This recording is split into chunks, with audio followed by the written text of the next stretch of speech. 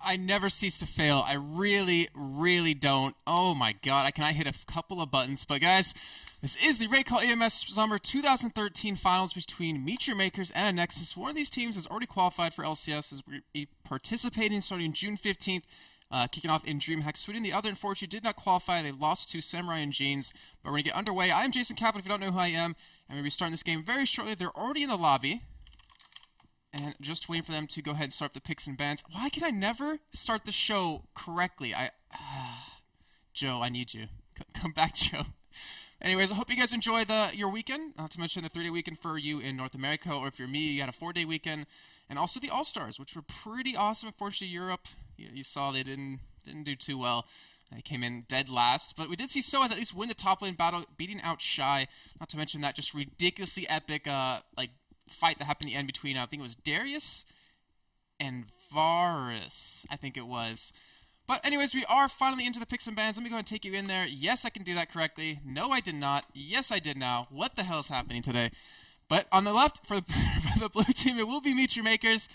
And on the purple or red team, it will be Anexis. Their names are going to be a little bit mixed up because this is on EU North and East. So it's a little bit of a kind of problem with that. But I'll go ahead and give you the lineups for Anexis just so you can tell for now. We have Zaz going to be in the top lane. We have Nick 760 in the jungle. Overpower going to be in the middle lane. Selavar as the AD carry. And Leo from Korea as support. So, picks and bans are underway. We do have Lee Sin taken away right off the bat from Meet Your Makers, as well as Jace and Zach. And then we see over on the Nexus side, Shen and Twisted Fate. And I do have to point out, Overpower is a pretty devastating mid laner. Used to play jungle for them back at the qualifiers for spring for LCS. But he switched up, went back to the AP mid lane, and we'll see how he does here. They do ban out Thresh as the last one. And Meet Your Makers, they have a lot of choices to pick up, and we do have, looks like Zyra going to be sat on for Libic, which in the qualifiers for the summer promotion tournament, he played it 5 times and did phenomenally each time. So looks like we will have him on that yet again in the bottom lane. I'm not sure if I sound too quiet or not. I'm going to go ahead and turn myself up anyways. And then we have Anexis with the next 2 picks here, and I'm curious to see what they're exactly going to go. Overpower has run quite a few different things in mid lane. He's actually run, Fiddlesticks before with GP10 yellows, and he's roamed around quite a bit. He can also run Katarina, which he did until Extreme Master Singapore and did a phenomenal job with. Or even, as it seems, Karthus is a potential pickup for them. And Nick 760, not too familiar with his champion pool, but it looks like he actually might be going for Jarvan here. So we already have a strong composition building up for Nexus. They have the AoE lockdown from Jarvan, not to mention the Karthus. If you can get inside that Cataclysm, you will just... Actually, you don't even need to get inside of it. You can just sit on towards the outskirts of it. You can just put out some great damage, not to mention the great protection that Jarvan does give you. And let's see if they actually do decide to lock this in or not. I'm just reading chat. So apparently that music was a little too loud. Sorry about that, guys. I'll make sure I turn it down next time when we get into it. It's hard balancing the levels out when you have 2 different PCs, not to mention a headset to work with. But we do have Kazakhs being sat right now for Charu. And of course, Charu, very well known for always taking teleport. No matter what champion he has, he always loves to go for that teleport and really interact with every other lane. We saw him in Oriana, I believe it was last week, in the semifinals versus Test Your Limits. And it looks like he will be going... Actually, no, I'm not even going to say that is necessarily Kazakhs in the middle lane because he hasn't played it too much. At least in some promotion, he didn't play it once. But Kuban, he's the one that played him in the top lane. He played him twice during the promotion, and we'll see if he's actually running that yet again. Makade on Nautilus, he ran that last week as well. Such a strong champion. Remember, this is on the 3.7 patch, so this is on exactly what you guys are playing on today. This is on live, and there were Nautilus changes even before this, which increased his armor and also reduced the cooldown on his shield, on his W. So it gives him a little bit more sustain in the jungle, not to mention a little bit more damage overall. And we're going to see what Anexis is going to pick up here. They have a lot of champions they can go for. They have their AD carry support available. We already know the support's picked up from Meet Your Makers. Sona is always a strong pick, and a Vayne. That is a really ballsy pick right off the bat. So Vayne is one of those champions that you have to protect really well. But if you do that, that Vayne will carry your team hands down. And they do have a Jarvan to set that up. They do even have the Karthus wall if they need, but the support, which will come in, hopefully is another one that can protect them. But we do see a Tryndamere picked up, and it looks like we might have a top lane Tryndamere versus a Kazakhs. And that is going to be a very interesting fight. I'm really curious to see how that's going to go. I don't see too much Tryndamere anymore. But I believe I actually did see if I'm not mistaken, Alex Itch during the All-Star match play him in the 1v1 middle or 1v1 mid fights. I'm not 100% sure. I know someone in chat can correct you on that one, but I remember hearing about it. H-Makers with the last pick. Going to be going for a mid laner here. And Orianna, not a bad lineup. It helps protect you away from Jarvan. It helps lock down the back line of the of Anexis' team if they want to go for that. Not to mention Ahri if you want to burst someone out. Charu very strong on Ahri, which we saw last week against Test Your Limits. So another hefty amount of champions that they could go for. They banned out their own Jace, so you're not going to see him on that this time. And with 6 seconds left to go, we'll see what they are going to lock in here. It will be Elise. Huh. So this actually kind of throws me off a little bit. So we know Kuban plays Elise, which means we might have Elise in the top lane, we might have Kha'Zix in the mid lane, and of course support Zyra and Caitlyn bottom. But that is going to be really interesting to see how it works, because Elise was changed. This is 3.7. This is with the reduced, well, not the reduced, but the armor and magic resist taken off her ultimate, so you can't actually just sit in that and be extra tanky. So that will be their lineup. And in Anexis, what's their last pick going to be? It will be a support. Sona is available, and it gives you nice, very nice protection against against a lot of protection for Vayne. Huh. Okay, so it's hard enough casting these guys when they're using different names, but then they're going to throw a Ziggs into the mix, so we might see Ziggs in the middle. And is that a support Tryndamere? Oh, there's placeholders. Yes, I forgot about those. So Tryndamere equals Lulu, Ziggs equals Rumble. I am not on it today. But so that will be the lineup for them. They have Lulu as support, Rumble in the top lane. And that means, of course, we're going to be going to a little bit of some epic music here, which we always do during these types of matches. And we'll be back shortly with this this best of 3. Get it underway and see who wins 2,500 euros in first place. Not to mention 1,500 for second place. So either way, we come out with a lot of money, guys. Don't go anywhere.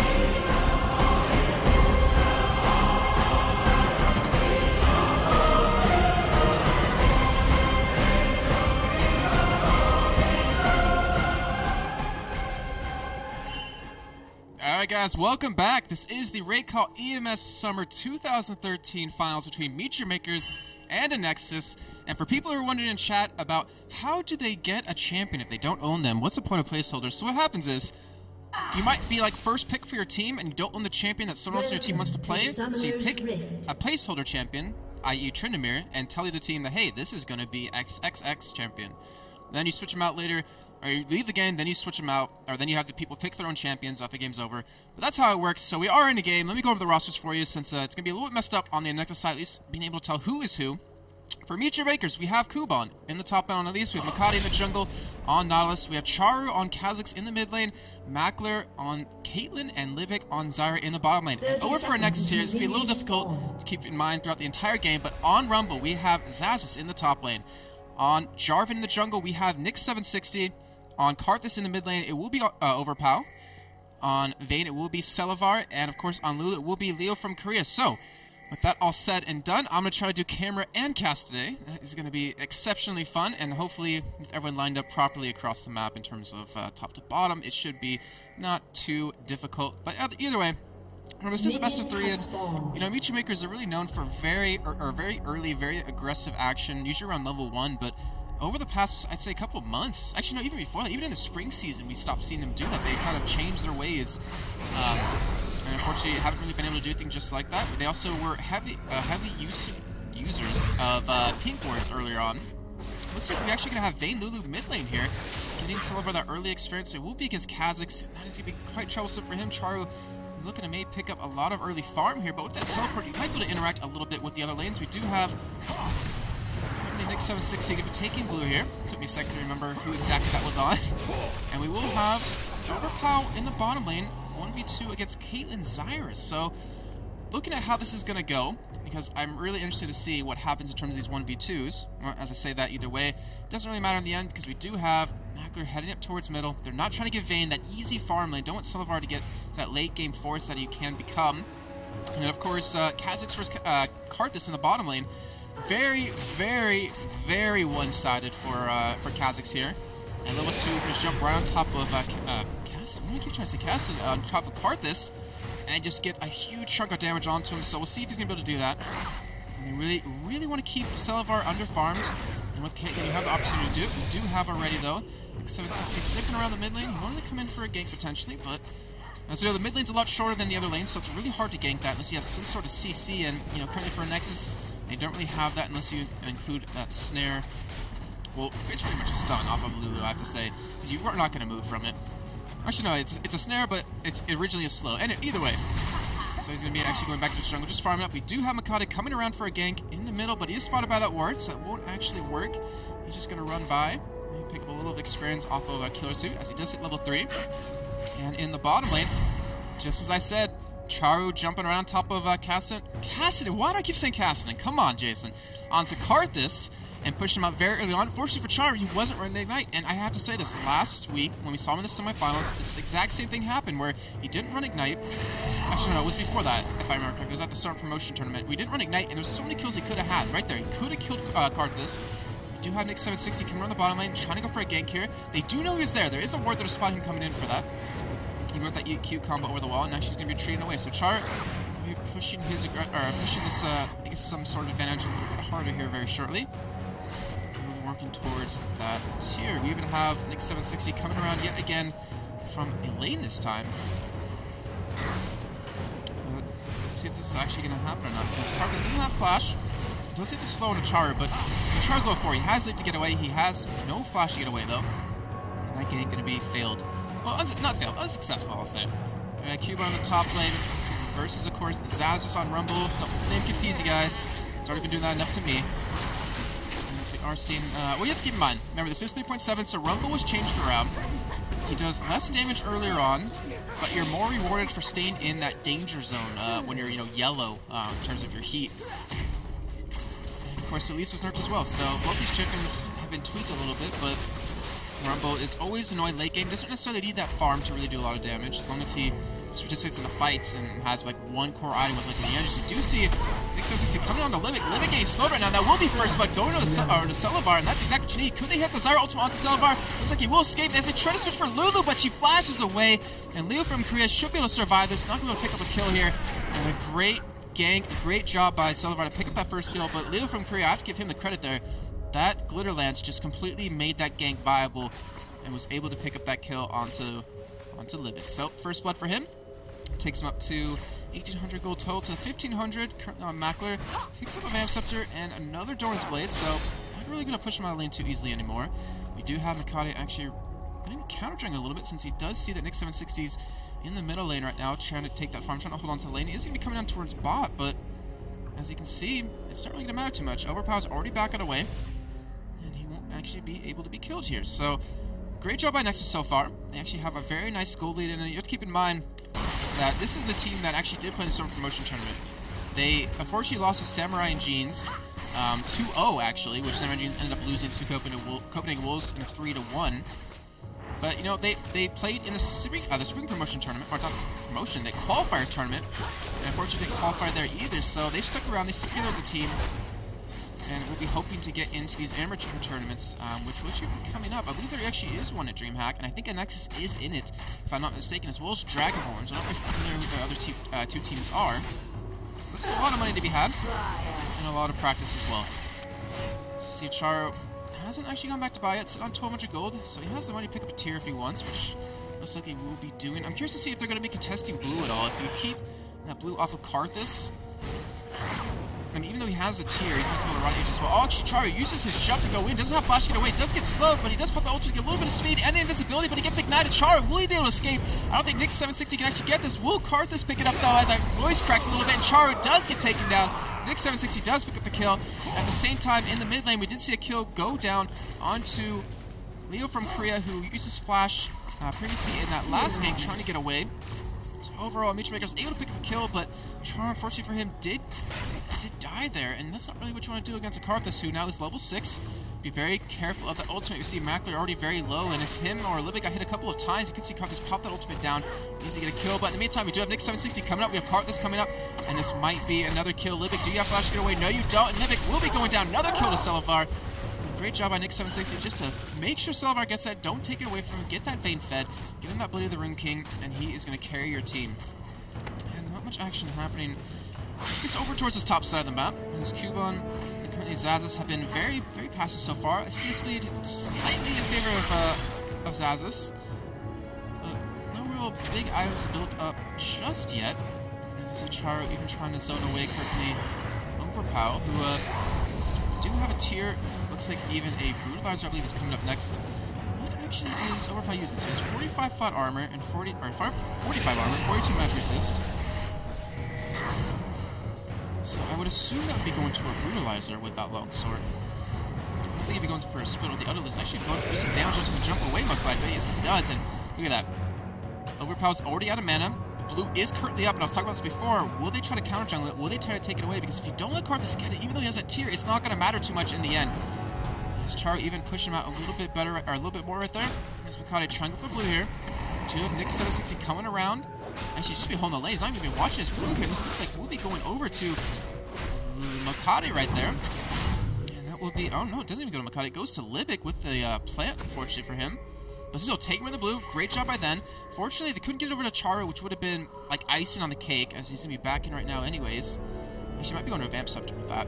Let's get a little bit sustained. We'll find that out very shortly. Actually, no, goes for another longsword. So... a little bit surprised I didn't get the blue to him, but still, it's not going to matter too much in the end. As long as you keep it away from Karthus, you'll be fine. We have an early Bilgewater Cutlass picked up on a Celavar now, so his potential to 1v1 or even 1v2 Reacher Makers has just absolutely skyrocketed, as you see right there. I mean, he just hurts so much. He's actually leveling up his tumble as well. So, Reacher Makers, I mean, for the mid lane right now, or the bot lane, whatever you want to really call it, the AD carry support lane, they pretty much just got shut down. Because of Nick 760 coming in from the side for 2 ganks in a row, you pretty much just gave your Vayne a huge lead. Caitlyn can't 1v1 him anymore. Libic has to hit those grass roots to lock him down, but even so, if that does happen, it's not going to matter too much. Anexis shouldn't be able to take him down. As obviously Celevar has Lulu given that ultimate. And then you of course you have the threat of Karthus anyway, so you can't really afford to fight in any of these lanes currently. Maybe Kuban can, as he's tied up in CS, but the downside of that is if you use your repel during the fight, you're not going to have the repel to get away from that Karthus ultimate, which I'm actually not even 100% sure if you're repelled, you can dodge the damage. I know dots still tick on you. So I'm assuming you can't get away from that, but looks like Charge could take it double golems. And this is always the advantage on a blue side, being on this map, is that you have the ability to take those golems over and over and get a nice level advantage, which he currently already has, if I'm not mistaken. I'm just going to check that out. Yes, he does actually has a pretty big level advantage. Charu, I mean, he hasn't used that teleport. Well, sorry, he has used the teleport, but just come back to lane. Hasn't really used it to go for any ganks just yet. Which, you know, it's kind of understandable. I mean, there's no words for him to gank the top lane. It's very hard to gank the middle lane right now. We do have Makade coming around. Looks like he will be going top lane right now to go for the kill onto Xaxus, but Xaxus actually would come around, actually not ward it, but they walk right by each other. Xaxus going to give him a cheeky E in the back. We do have a little bit, looks like getting caught right now. Actually, he has to force the flash again, but he's not going to escape this, even with that ult. That String of Thorns shouldn't be able to save him here. Celevar, he does get, actually does pop his barrier and gets shielded up, and that's another kill over to Libic. He's 0-3 now. Celevar has a killing spree at 3-0. This is not looking good for Mutual Makers. Remember, like, they're not, well, they're not really defending their spot in LCS, but they're defending their title, being one of the top 8 teams in Europe right now. Not to mention the 2,500 prize pool that they could win. So they have a lot on the line here, and it's a lot about. Well, you know, okay, let me go back a little bit, because there's also one thing that I'm forgetting about, is that you're in the LCS, so you have to make sure to not give away your strategies, and they might just be playing, you know, safe right now. They don't want to give away anything they've been necessarily working on, because LCS will be starting relatively soon, June 15th, and at DreamHack in Sweden. So maybe he's just doing that, but still, I mean, you need to win the game either way, and there's a lot on the line for you still, just because of that. I know Quickshot is watching the stream, or at least he said he would be, so he's taking some notes here on the teams, and just to kind of learn a little bit more before the season is get underway. Kuban has a nice CS lead over to Xaxus currently, but how much will that translate into the mid to late game? Because you do have that just absolutely disgusting Jarvan Rumble ultimate combo where you lock them down your Cataclysm, you pop the Rumble ultimate across that, and there is just no escaping. Like, you just take so much ridiculous damage that you have to get flash, get out. Like, you cannot afford to sit there. So as long as they get to these team fights, they're going to have that sort of advantage. And as we progress into, you know, team fighting in general, as the game does progress a little bit more towards late game, or middle game right now, is that Mutual Makers, you have Caitlyn, who, you know, he's not going to offer too much to the team in terms of composition, but you do have the double assassins who can hold hands with Kha'Zix and Elise jumping into the backside, which will be going straight for Celevar, I want to assume, or maybe even Overpow. And then you have the ultimate out of the Stranglethorn out of Zyra, not to mention the ultimate out of Nautilus. We do have actually currently down in the bottom lane.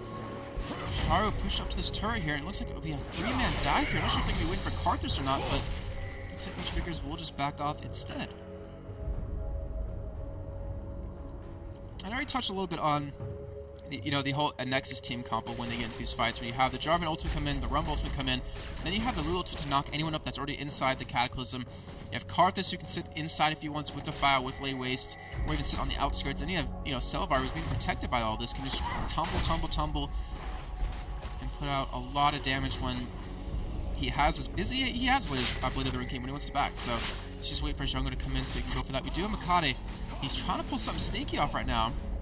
Blue buff is up again. They want to deny this. We do have Charu coming up from bottom. Will they be able to stop this? We do have Smite currently on Nick 760. They aren't able to stop it here, so Overpower will be able to secure that, which is honestly much needed for him. He's already been having quite a tough time in the lane as it is, even with those secret arm guards to help out. We do have a pickaxe on Charu, so I was expecting maybe a Vamp Scepter, maybe a Brutalizer to help eat through that armor, but instead, is he going for a spell? He might actually be going for Spirit of the Elder Lizard with that. Actually, no, sorry, wow. Where's my mind? That doesn't build into that. Long swords do, but not the pickaxe. Either way, see what it is decided with that. Maybe a Last Whisper as the game goes on. But we will have Celevar returning back to lane. Does have a Blade of the Ring King in hand. And this is just going to be it's going to put Mutual Makers in a bad situation. They have to deal with him somehow. They haven't been able to gank him successfully. And he can 1v2 this practically, if I'm not mistaken. He does have barriers, so it's always an easy possibility. You just see 2 hits right there. They didn't even proc the Silver Bolts just yet, and he just did a good chunk of damage to Mackler.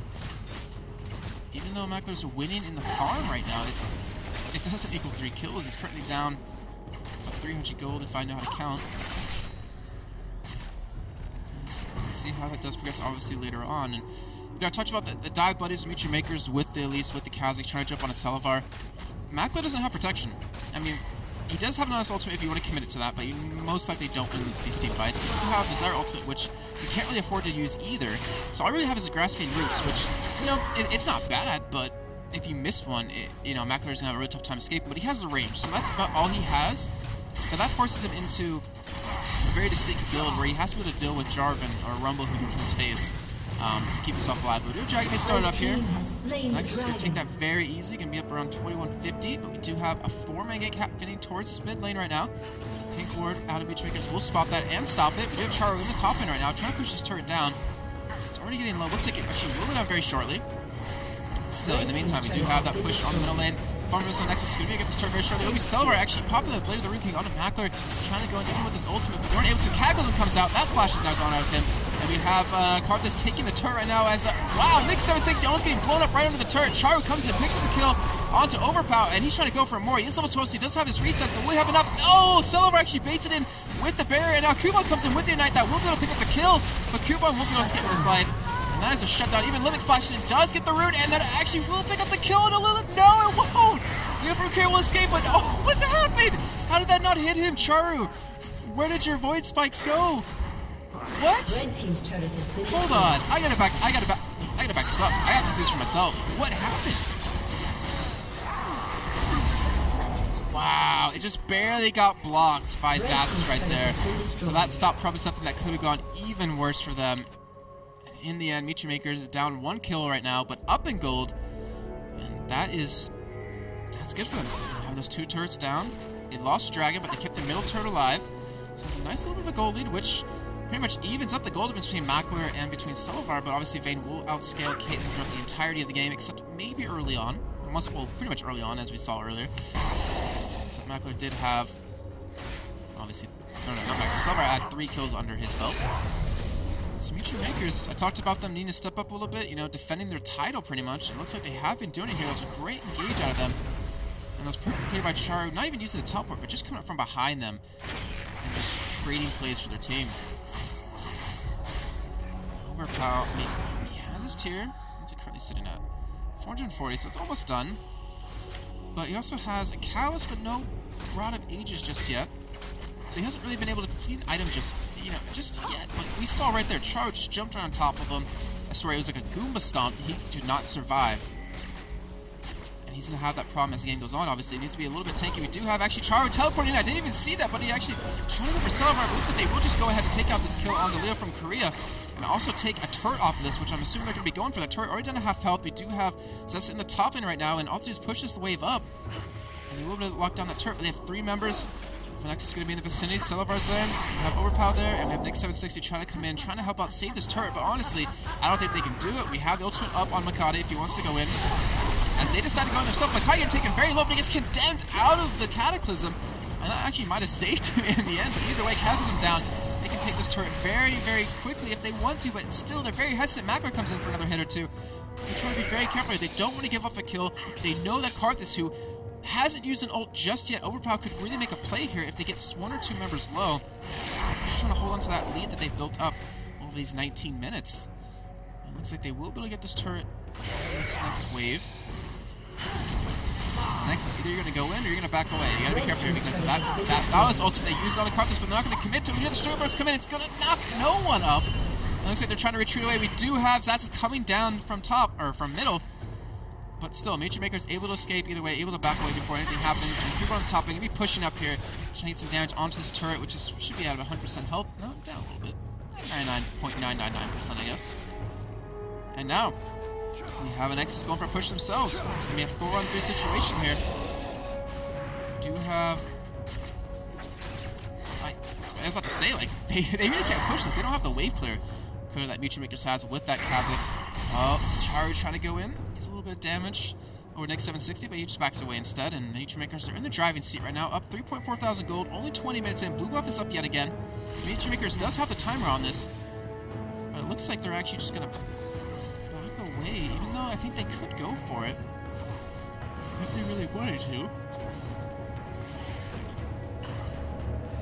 And I'm gonna keep focused on this because we really need to see if Overpower can't get this blue, then any fights that happen in the next 5 minutes is going to be a huge and pretty easy fight for Nature Makers.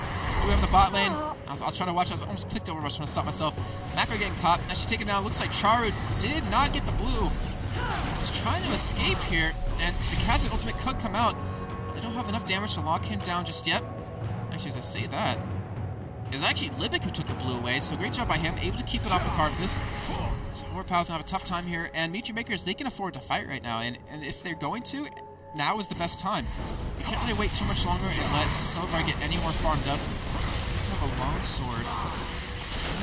Actually, I'm not really sure that item's gonna be going for just yet. He has some life still, might be a last whisper, but I don't think you need this early on.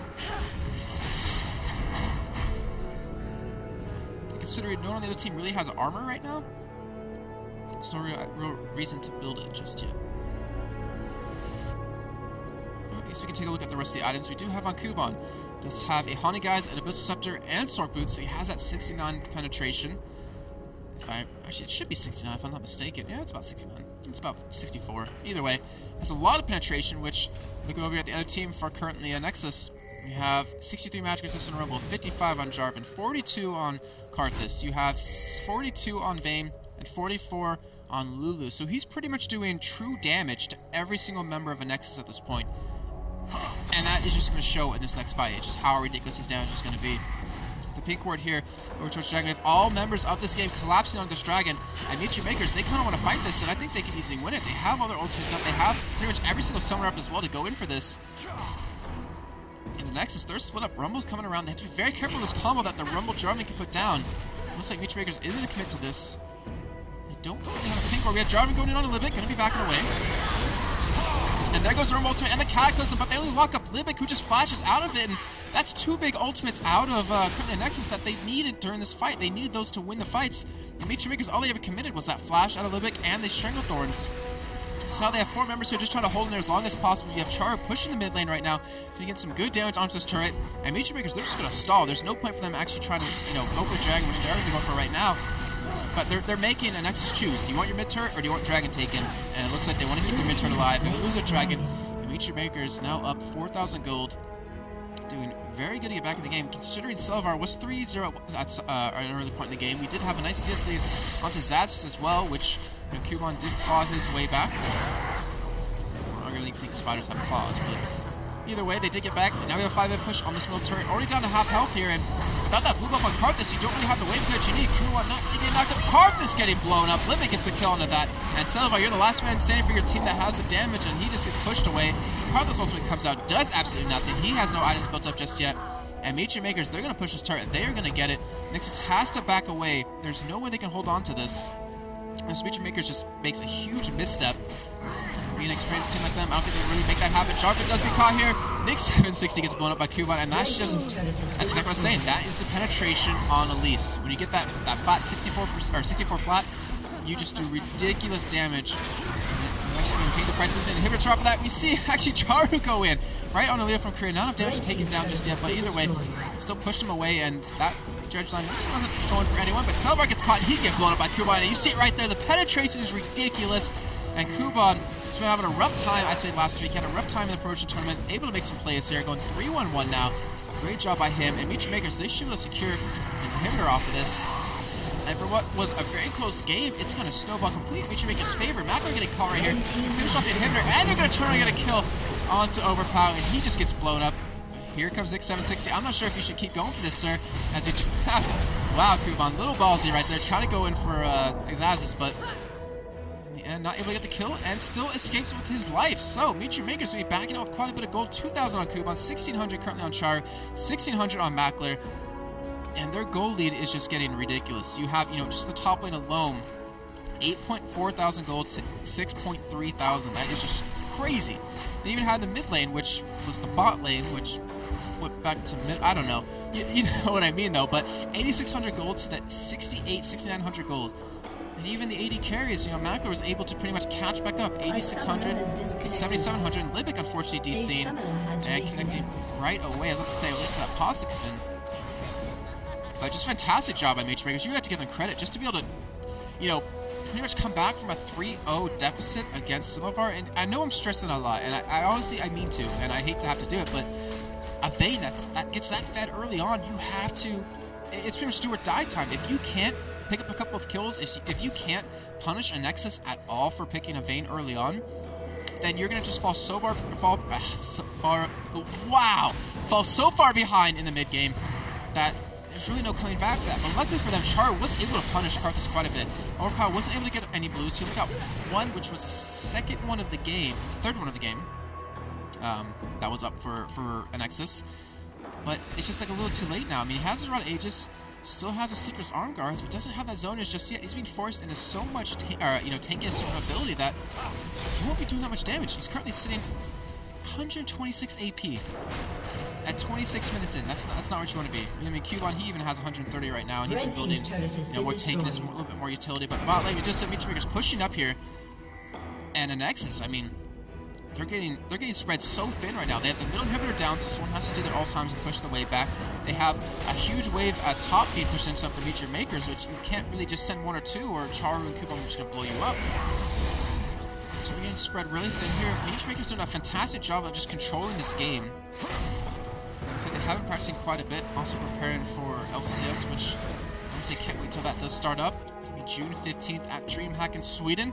It's going to be insane what's going to happen there. By Baron being started for Matrix Makers, they do have pink ward down. Anexis is going to come by and spot that, and I'm proud of Matrix Makers. I really am, and as I said this quite a bit during the Summer Promotion Tournament, is that Baron, in the words of Dyrus, not the words of me, so don't get mad at me, Baron is a noob magnet.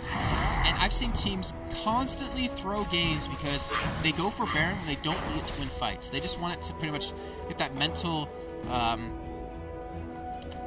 one up on you, pretty much force you to say, oh man, they have Baron, I'm not sure if we can win this anymore. We weren't in the fights anyways before, but how are we going to do it when they have Baron? So no need for Matrix Makers to pick it up. Smart play by them, just let it go. Not even trying to force it either. They could actually force it if they want to, just kind of bait Anexis in while the mid lane pushes, but without the bottom inhibitor down, it's kind of hard to do that. You kind of need that one down if you want to go for a play like that, but either way, Matrix Makers still quite far ahead right now, almost up to 10,000 at this point, and we're only 27 minutes in. And Makati has Aegis. And Libic and Priya both have an Orca right now.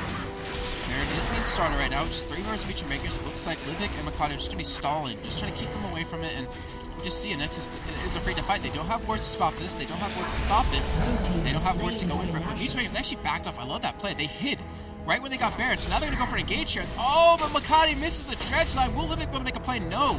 Unfortunately, does not. And you see Jarvan in the top lane, 760 going to go down. It's going to be a 5-on-4 push here from Matrix Makers onto the top turret. Middle inhibitor still down. Someone has to defend that. Matrix Makers looking very good to close out this game. At about 40-second respawn timer. Next 760 is Charu. Almost burst down Silvar 1v1 right there. Very good damage on him. Spearman, he has the sword, and that last whisper done. Matrix Makers looks like they're just going for a 5-man push on this turret. What can Anexis really do to stop it? And I hate to say it, really nothing. They don't have the wave clear, they don't have the move up on the Karthus. They don't have the damage really taken to survive. And there's a string of thorns coming out, forcing members of Anexis to flash and walk away. That's going to secure them another inhibitor. Even though that string of thorns didn't hit anyone, the zoning power of it is just so strong that it kept Anexis away, not wanting to fight. Looks like they're just going to rotate down now to bottom lane, get that inhibitor turret. Inhibitor as well, and we have quite a bit of money already spent on each member of Matrix Makers, but why not take as much as you can with that Baron buff? And they're just trying to take everything they possibly can away from Anexis here. That turret's going to go down. Nothing really Anexis can do. If they're going to fight, they should do it with this turret. Otherwise, the turret just lost itself game. I mean, they're going to go for a fight eventually here. I mean, 3 inhibitors down. The chances of coming back from that is just so slim. They didn't want to fight in that choke point, but they know that Libic's ultimate's down, so they keep going. It looks like we have Power trying to make something happen, but Olympics like, hell no, you won't go with that aggressive. He does go down. Kill goes over to Macro with the resets on a Char. They're just going to back away, just trying to gauge how much health they have. Maybe regen a little bit. Makati going to take some damage, but Cubone even comes in, and Anexis just falling one by one. There goes Azus, there goes Celabar, and there goes Leo from Korea, and that is an ace for Michi Makers, and that will be game for them. Winning the first game in this best of 3 over Anexis. Remember, this is the finals of the Great Call EMS 2013 summer season. And there's a strike coming at them. So they are one game away from locking down 2,500 euros, I believe it is. And not to mention the pride of beating Anexis once again. I believe they actually beat them in Intellectual Master Singapore, if I'm not mistaken. But guys, that's it for the first game. We're going to be going to a little bit of a break, play a little bit of music. I'm going to walk outside because it's ridiculously hot in here, take a little bit of a drink, maybe stop burping so much on the mic, and we'll be back here the next game very shortly, guys. Don't go anywhere. We'll be back.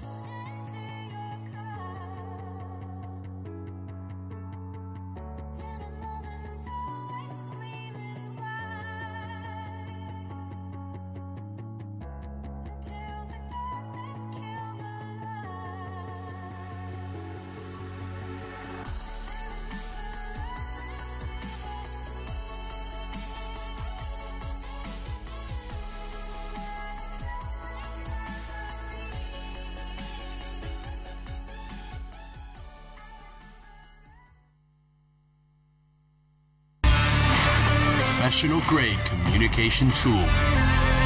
The choice of professional teams. Perfect stream viewing experience. Chosen by online streamers. Easy to use voice messenger service. Chosen by over 12 million gamers. Communication is always vital when competing in tournaments. Winning a match requires perfect coordination. You cannot win by yourself. Raid Call.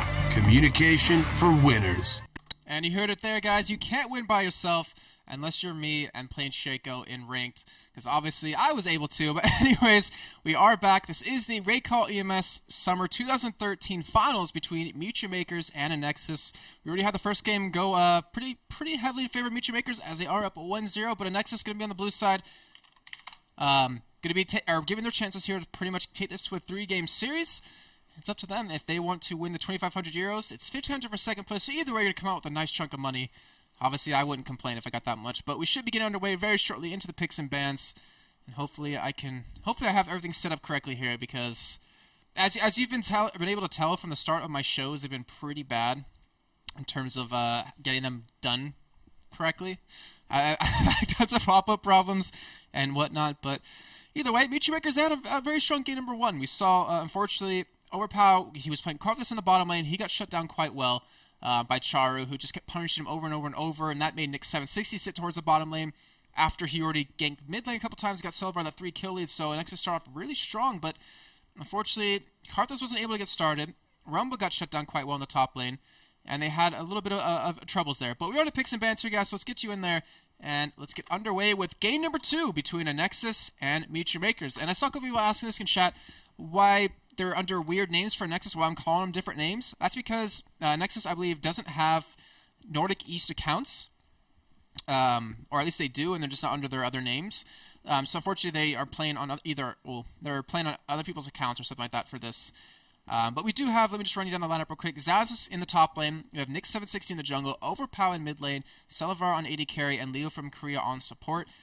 As you can see, bans are underway. Shen taken out right away for Anexis, and Lee Sin taken away from Mutual Makers here. Elise being followed up because Kuban played a phenomenal Elise last game in that top lane, was just doing so much damage with that 64 flat penetration. It was just ridiculous. He could blow everyone up. And Zach taken away as well. So let's see what they want to ban out. I mean, there's still a lot of really good champions here. Twisted Fate is open. We could see Anexis let Twisted Fate slip by, which forces Mutual Makers to ban him as their third one. That is always a possibility. What are they going to go for here?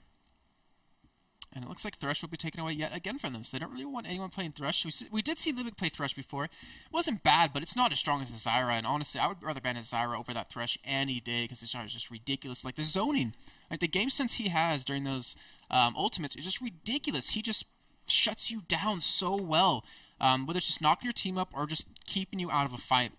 But Mutual Makers really going to ban out. Twisted Fate is available, remember. And that is one thing that I think they're going to have to look at if they want to take it away. And they are going to ban Jarvan, so they don't want... They're not in the correct order. Damn it. Nope, they don't want Nick 760 on that Jarvan, but just as I was talking about, Twisted Fate does get locked in right away for Anexis, so they're going to have that opportunity to use in the mid lane and be very, very devastating. Makai looks like he's going to pick up that Nautilus. Yes, he does. Played a phenomenal Nautilus, and that Jace will be locked in for Charu in the mid lane, I'm assuming. Kuban doesn't play too much of him, as we have seen Charu a couple times on him before. And next 2 picks, what are they going to go for here? They have their mid lane. They can pick their jungler right now, but Jarvan's taken away. If they want, they can go lock in their AD carry support if they want to make sure to pick it up right now. Which, if they could take away Zyra from Libic, you'll force him into a champion he's not as comfortable with. But I have a feeling he would go for Sona right after that, because he's so strong on Sona as well. But still, they're taking the time. They know how serious this game is. They had the control of that last game. Like, they were winning in the beginning. And just fortunately, it just slipped away. The bot lane being punished so bad, they didn't really keep it in check too much. Char just got too strong. That great play in middle where Char came up from behind and created those nice kills for the team. Then they're able to push down a turret right after that, which is just huge. And a Rammus being sat on. That is obviously a placeholder. Rammus equals Zyra. Okay, so we'll have Hecarim in the jungle, and we'll have Zyra as support. So they took that away from Libic. And I'm curious to see what he's going to be going for after this. We have top lane to be picked for Kuban still, but he doesn't know he's going up against just yet, so I'm assuming they're going to leave that for last pick. And I'm assuming they're going to go for their AD carry support here, and I want to say Varus, but he's been changed. Like the standard build of the Sword of Blade of the Rune King with the Infinity Edge kind of got changed around a little bit, where your piercing arrow is a lot stronger now to level up. So I'm thinking maybe Misfortune. Then again, someone with Poke wouldn't be bad. And just as I start talking about Poke, Ezra is available. The blue build was not touched yet, and it is ridiculously strong. If you guys have not tried that yet, go home. Well, you're already at home. If you're not at home, you're at work, and you should not be watching the stream. You should be working, but you can keep watching the stream. It's okay. I appreciate it. But it is just ridiculous. You build pretty much the end items. Spirit of the Elder Lizard. You have a Mirror Mana. You have the Iceborne Gauntlets. You have a Last Whisper. You have maybe a Bloodthirster as your next item after that, and then, of course, Boots. But you go into this build, and your Poke, your Qs are ridiculous. That has to be another placeholder. Skarnrico's Nami. Okay, so you just do so much damage, you can't be caught, and your Qs hit for like 500 damage in the end. So it's just crazy. You guys should try it all at home. I know if I had Ezra on my Smurf account, I'd be playing that right now. But either way, we will have Nami as support, who was changed around to 3.7. I believe her missile speed got increased a little bit more on her ultimate. And I believe, actually, no, I think the missile speed on her Q got increased, so it goes a little bit quicker. And we'll see what Anexis wants to follow this up with. I say, remember, that is a Zyra, not a Rammus. So they need an AD carry, they need a top lane. They need a safe top lane, that's what they need, because they don't know what they're going up against just yet. They could be countered quite well. And it looks like Caitlyn will be locked in. I'm a little surprised to see a lot of people not playing Kennen just yet. He's so popular over in Korea. And he's a strong top laner. He's like really hard to deal with 1v1. In late game, he's just devastating. That Poppy got to be placeholder as well. Poppy equals Kennen. And yeah, just as I was talking about Kennen, he gets picked up. Okay, I feel good about myself. So the Kennen Zyra combo is going to be ridiculous. Not to mention the Twisted Fate ultimates onto the top lane. You can follow that up with the Hecarim ultimate. It is going to be fantastic. They have a strong team. I like their composition.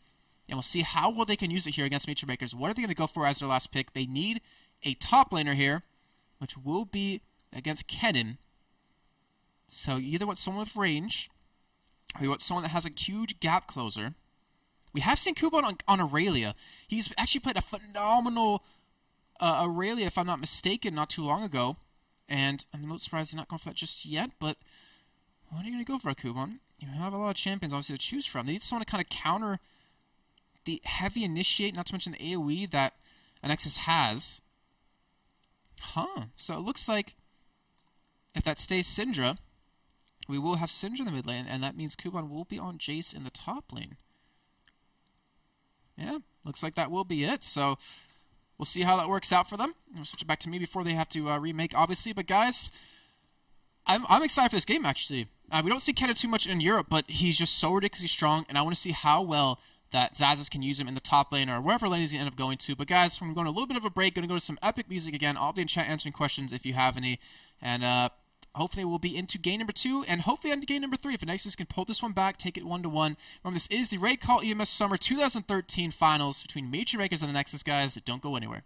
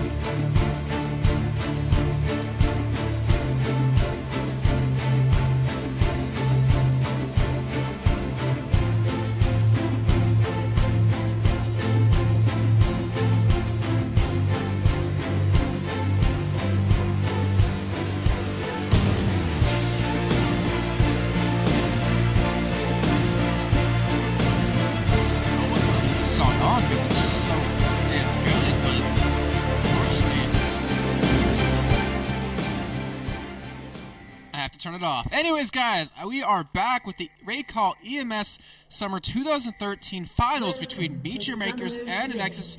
Meteor Makers are currently up 1-0 in the series. I'm excited. I just chugged down an entire Red Bull, and I can't wait for this game to get underway. We do have a cannon in the game. It's actually going to be... Wait. I'm so confused. I was going to say, it might actually be 80 Cannon Zyra. No. Nah, that can't be real. So, sorry about that. I just had to think for a second. I got really excited, and then I got really disappointed at the same time. But anyways, we are in the game. Trying to make up a little bit louder. The music is off in game finally for you guys. But let me go over the rosters for you, just so you have an idea of who everyone is that is playing. Over for Anexis on the blue side, we have, hopefully in the top lane, currently Zazis on cannon. As we do see Kuan actually getting caught right now. Hits hit with a yellow card. I'm not sure if he'll actually be able to escape this one in the end. The team is there to stop it. And I'll get back into the lineup. So yes, on Hecarim, we have Nick 760. On Caitlyn in the mid lane, I'm assuming that will be Overpow. Minions have spawned. Actually, wow, sorry, not Overpow. What am I doing? Overpow is on Twisted Fate in the mid lane. They messed up the order they were going to sit in. So yeah, Overpow on Twisted Fate in the mid lane. We have Selavar on Caitlyn as AD carry, and he actually switched accounts because he was using Selavar. Anyways, and as support, we have Leo from Korea, but we do see... Currently, Nick 760 actually going for an invade here, trying to take away the blue buff from Meteor Makers. And I'm not sure if he can actually get this because he's getting chipped down quite well here. He's going to have to smite it if they actually do go for it. He stops tanking the blue buff here, but Meteor Makers, they have a good surround on this. They do have teleport, but it's on Char, who's already there, and they will take away that blue buff. So good job on Anexis. Great start by them. And currently over for Meteor Makers. They already took the blue buff away from Anexis as well, so equal amounts traded right there. And we'll see how the teams decide to go off of this. As it looks like currently, Nick 760 isn't even level 2 off the blue. So he's going to be a little bit slower in the jungle. But we do have Mikade coming in for a gank, or trying to come in for a gank middle. But unfortunately, he was spotted by a ward that is sitting right there. So he was unsuccessful in that endeavor. These buttons are going to be so hard because they're not sitting in the right position. But anyways, we do have Caitlyn and Zyra in the bottom lane against Nami Ezreal. So Mackler on that fantastic, I had to use a different word, Ezreal skin, the TPA Ezreal skin, which I love. I haven't used it yet, unfortunately, because I've been leveling my Smurf account, but just fantastic. Oh, it looks so good. And if only it shot red Mystic shots, that would be awesome. Either way, we'll see how that lane actually goes. Nami obviously does have a little bit of healing that he can give Mackler. So they have a little bit of sustain compared to the no sustain that Anexis is running. And speaking of the no sustain, we do have Selavar running 6% lifesteal, so that's his sustain in the lane with that Doran's Blade. Going to be doing quite well. Let me switch this up for you guys, because I just noticed it's not in the right order. And we'll see how that goes on as the game does progress. We do in the top end already, though. Malkadi going in for a gank. Does get spotted by a ward, though, so forced to back away. It's really hard to gank a cannon, unfortunately, for him. As we do have Char doing some good damage. Wow, that wasn't even pinged at all. What just happened? Macro game very low right now. He just leveled up, and that might have saved his life. It did so far, but will it get him? Yo, he does die. With the grasping roots, I thought that might have saved him. And Libic also getting low. A great job by Leo from Korea to turn that around. And we did see first death go over to Selavar, and first kill over to Libic. So, not first blood over the AD carry. Not the ideal situation, but still in the end, you're going to take that any day. It looks like Mackler, I'm curious to see if he'd be going for that blue build Ezreal. He does have 9% life still, so I'm assuming he will be since he has the utility tree picked up. And let's see how this game goes. Looks like Twisted Fate will be backing away. So Overpower picking up a Doran's Blade and a ward here. He needs to be able to spot Mikade coming in, so obviously doesn't have one anymore. I feel like I'm a little quiet. I'm going to check chat if I'm a little quiet, actually, because I feel like I'm in my headset, but I can't tell. No, looks like I'm good. No one's complaining. So, get back into this. We see in the top lane, Kennen versus Jace. And I was saying before that Kennen, he's such a strong laner. He's really hard to deal with. He's really hard to gank. And late game, that ultimate is just devastating as hell. But Meteor Maker, Scoopin played it smart. He took someone with range. So either is take someone with a really good gap closer or take someone that has range as well. So then Kennen can't really keep you out of the creep wave and from farming. And he took the latter of the two there. As Mikade actually sitting around middle yet again. He really wants to punish Overpow, but I mean, honestly, Overpow to me, if he played at the heights that he played at back when I spectated him before Singapore in the qualifiers, like, He's just fantastic mid laner, but we do see actually the gank coming in, and it's actually coming out. Nick 760 gets very low, gets caught here, and that will be double buffs going, or not double buffs, but red buff going over to Charu. Fantastic turnaround gank from Makati right there, and that is another kill. Charu with red buff going to be even more annoying for Overpower to deal with. And currently, he is winning in farm as well with a nice hefty lead actually. As Makati now going to swing over towards the top side of the map, and will he be able to pick up a kill onto Zazas? He does have flash get away, so I'm assuming he won't be able to. Makati was forced to use his flash in that last little skirmish. Unfortunately, he's just there, I think, a little bit too late since the wave is pushed up right there. You do see in the bottom lane, Macler and Libbik push up to their turret here. Macler, she just barely dodged that grasping roots. Actually, might take quite a bit of damage if he unfortunately did not. Libbik even stepping on top of that trap. He doesn't care too much. Has a Ruby Crystal just to kind of survive any sort of burst that will come out currently of Anexis, but looks like they're playing relatively safe. And of course you see the plus 22 from Macler getting that life steal. He can't really be harassed out of lane too easily anymore, or actually at all, since he does have the healing out of Libbik. We'll see how that goes as the game goes on. It's relatively early, 7 minutes in, but we do have a 500 gold lead for Mucha Makers currently. They're just going to take Race. He's already about level 5 at this point, and I say that because we see level 5 just hit on Nick 760, so obviously when both these junglers hit level 6, the things just get ridiculous. You have that Hacker ultimate, which can't be stopped. It's basically unstoppable force, but with a nice fear element to it. So it actually pairs up really nice with Orianna, but not going with that this time. So let's look at the fights as they progress into team fights. Real quick, since we have this nice little lull in the game. Looking over to Nexus. So we have the Kennen, we have the Zyra, and we have the Hecarim. So that's their big 3 players for the team and how the composition works. The Caitlyn isn't really fit in with the composition in terms of what they want to go for, but this idea what they're going to do. Kennen will do the hard engage, as he will pick up Seeker's arm guards with that cloth armor. He'll go for a hard engage. He will use that ultimate, try to stun up 1 or 2 people. When that happens, you're going to see Leo from Korea pop his ultimate down and String of Thorns to knock them up. And then, of course, the Hecarim ultimate is going to come in right after, or other way around, it'll go in first, and that'll allow Zazas to get in there with his ultimate. Either way, that's how their whole combo is going to work. And they're counting on being able to hit multiple members of Mucha Makers to create an opportunity where, you know, Twisted Fate with the gold card, Caitlyn with just all the damage Caitlyn has late game, to really win these fights. But Mucha Makers, look at what they currently have, because I actually need to take a second to think about this, is that you have the engage or disengage out of Kuban with the acceleration gate. You have the disengage or engage with Ezreal with the Aspirant Gauntlets if he does decide to go for that, which I'm not really sure he's going to be going for with Double Doran's Blades, but either way, we'll see as it goes on. And then, of course, you have the Nami ultimate, which can be used for an engage or disengage. So you pair up Nami's ultimate with Nahus's ultimate, and even Syndra's stun, and you can create an opportunity for a team to fight. So you have that sort of CC, which allows Macler to poke down. I mean, that's ideally what they want to go. If he does go for Lou build, which I'm assuming he's going for because of his masteries, you have a poke comp. You have the Zyra poke, you have the Jace poke, you have the Ezreal poke. Then you can go for a nice hard engage with the Nautilus or with the Nami. And you also have the nice kiting ability with the acceleration gate with the Iceborne Gauntlets. So they have a really good team for poking, really good team for disengaging and engaging. And that's a problem that Zaz is going to have, is engaging on a team that can disengage from you so well. So that's how the two teams are really lined up in terms of composition, how it's going to work. And we'll see how both teams can actually make their composition work as the game does go on. Because obviously, not too far in, not going to see any team fights just yet. But take a look at early game CS. We have currently Zaz 65-74 on Kuban in the top lane. So Kuban able to win that lane currently. As we do have a Seeker's Arm Guard, which we honestly expected to be picked up. In the mid lane, we have 58 CS to 73, so Charu's winning that one out. Does have a tier as well. Actually sitting on 184, has a blue buff available. Both laners have it actually. In the jungle, currently have 45 CS to 38, so Nick 760 is actually winning that one out. He's level 6. And Charu, because of that ward, was able to spot him. That ward right here, so it prevents him from dying. We did Makati actually going for getting in the bot lane, but so in the bot lane, we do have Macler versus Celevard, and the CS lead is heavily in favor of Celevard, so that's a good job by him.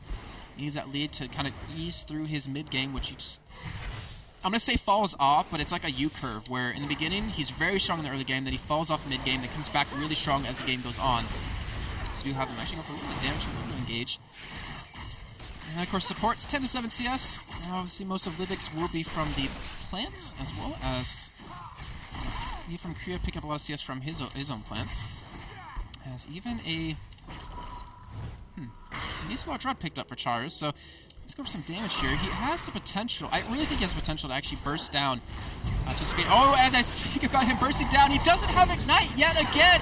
Charu, that would have been the second time you would have killed him one-on-one. It would have happened in the bottom lane with Kha'Zix last time. Come on, Charu. Taking that teleport, missing out on a kill yet again. I mean, obviously, I understand. You need the teleport to go along with the Twist of Fate to really stop him from, getting those hard ganks. I really do understand, and I probably sound like a douche for yelling like that, but that's like 2 kills he would have had, and that's just really unfortunate for him. And he's always been a person that likes running teleport on mid lane, but there has to be a point where you have to start changing up a little bit, I guess. If it's not teleport, it's most likely cleanse on him.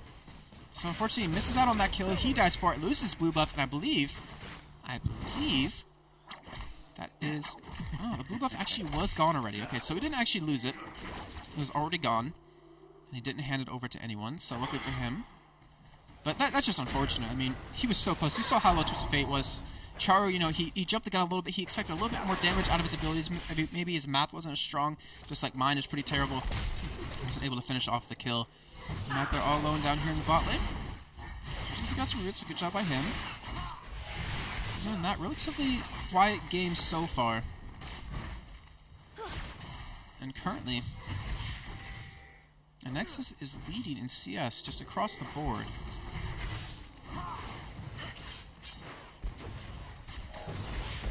Remember, it's only 12 minutes in, so it's not much of a gold lead, just about 600 at this point. 2-2 in kills, no turrets taken just yet. And I say it's a relatively slow game because, over the Summer Promotion Tournament, we just saw a lot of early action.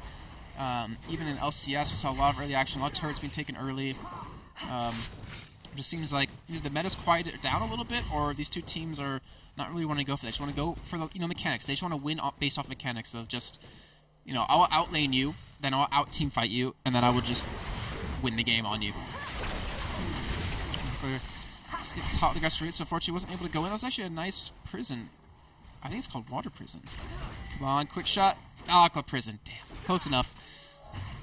But that was a nice one out of him to try to lock down Salvar, but fortunately not able to really make a play off of that just yet. I'm trying to think, where's the next action going to happen? And it's gotta be Dragon.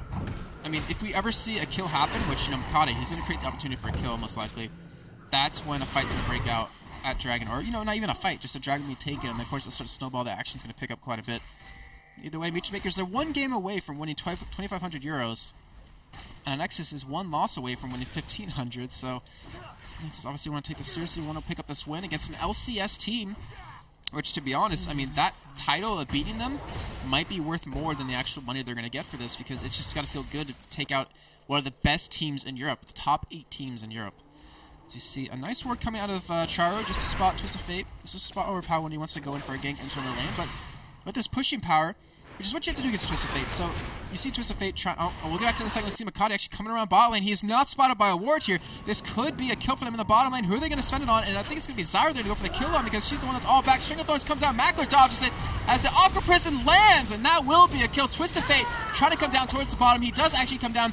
It will be able to land the Go-Go on the Mackler, but will he have enough to kill him? Yes, he does. And now Hector coming from the side. He has his ultimate available. Will he be able to pick up another kill on the Mikade? And it looks like they might be able to here as he's going to ult him. Actually, ulting Nami instead, because they know they got the kill on him, and now Livic in trouble, and he is going to get taken out very quickly here. But will they have the damage? Yes, they will easily. That is a dead Livic, and that is a 3-for-1 exchange for Anexis. Great play by them. Great job by Twist of Fate to jump down there. And just like I was saying, if you're going to go against Twist of Fate, you need someone that can push lanes extremely quickly. Syndra can do that. But without that teleport being available, because you'd used it to get back into lane, able to follow Overpower down to the bottom lane, and you lost 3 members, you lost a turret, and Anexis just got a nice chunk of gold. They're losing a little turret here, though, because they are going for Dragon. So I'm trading those, which, honestly, if I think about it, I think that actually works out completely in Anexis' favor. So with that turret being down, that means Twist of Fate has a lot more room, like here, to interact. Like, so instead of being limited to his lane right here, where you can ward it, you can spot when he's trying to go for a gank pretty easily. Now he has his whole lane to pretty much do that with, and we're going to see a ward on a Mutual Makers to stop that from happening, or else he's going to roam around and pick up some more kills, create some more opportunities. As he's now 2-0-2, has Lich Bane done. And Anexis, they're not out just yet. They want to pull this back to an even series into a game number 3 here. And honestly, I'm all for it. Let's see what these two teams have. I'm going to push towards, you know, the brink of their skill. You get good games like this. We do have a Zonia's completed onto Zazas now, so ideally we could see Anexis go for some team fighting. The only problem is, though, is Salivar. He doesn't have the items he needs just yet. He's going for his Infinity Edge. It's almost done. Actually, doesn't have the gold just yet. He's very close. When he has that Infinity Edge, I fully expect a team fight to break out. Oh, that was a good shuriken coming out of Ken. Let's stop Cooper from backing away. But I totally expect that to break out. Like, right when we get that IE done, Anexis can force fights. They can start forcing turrets. And Mitri Makers, who, you know, was behind in farm, which I think they actually... No, they're still down a little bit, but not by as much as earlier. But they can really force these fights. They can really start to win them pretty easily. We do see Libic and Malkers sitting on top of a ward. Nexus not really going to go for it just yet. We do have Makade trying to come into the gank towards the top lane. But look who's in the bushes. We have a horse waiting on the sidelines. Looks like Nick 76 is going to try and twist into a counter gank here. And Mitri Makers, I don't think they know this is going to happen. And this is going to be very bad for MYM if they do commit to it. Oh, come on, the tension. Just go in for it. I want to see something happen because it's just about to break out. Cubon trying to play safe here, and even Nick 76, he does go in, but here it is, the turnaround. He has a Zonius Cubon. You're not going to kill a Kennen who has a Zonius. Twisted Fate comes into the top lane. A teleport comes to the top lane from Charu. He gets hit with a gold card here, and he gets picked up right away. And Nexus doing a fantastic job getting 2 kills right there. Going to get a turret off that as well. Great job by Nexus. That was a perfect read on the situation by them. Even though they could see where Makade was, you saw Nick 760 get in position to turn that around, and they might even go for 2 here. They do have Leah from Korea defending the middle lane, and just fantastic play out of them there. I'm still confused though, a little bit about Kuban going in against Zonia's Kennen. I mean, I guess we want to do a little bit of damage just to chip at him and get him, you know, pushed away, but unfortunately not going to save you. And 2 big ultimates actually used on Mitri Makers there, so now 3 turrets to 1 for Anexis. 7 kills to 3 for Anexis. 28.5 thousand gold to 22, or pretty much just call it 23,000 gold for Anexis. They are pretty much winning this game pretty heavily. And they are looking like a completely different team from game number 1, which, you know, I say that and I kind of have to correct myself because they actually played quite well in the early game of game number 1, but Mitri Makers pulled through at the end, or at the middle, I'll say, because they turned it around so easily. But fantastic job by Anexis now. And let's see if they can hold on to this lead as the game goes on, to see if they can pick up another dragon, because with these kills they have, you know, one kill on Kennen, 2 kills on Hecarim, 2 kills on Twisted Fate, 1 kill on Caitlyn, 1 kill on Zyra. They have a nice kill spread, which means everyone has the items they're going to need. And this is going to be really hard for Mitri Makers to get back into this.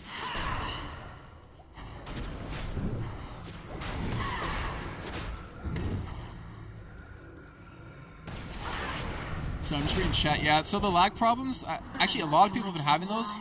It's not us, if I remember correctly. If I'm not mistaken, it's Twitch, but like some people don't have problems, some people do, and usually that tends to be that it's Twitch, not us. Usually if a lot of people have problems, then it's us. But it's just been happening lately for the last couple of weeks with Twitch, so I'm not sure what's happening, but I know they are opening up a couple more servers if I'm not mistaken, so hopefully that'll be fixed shortly.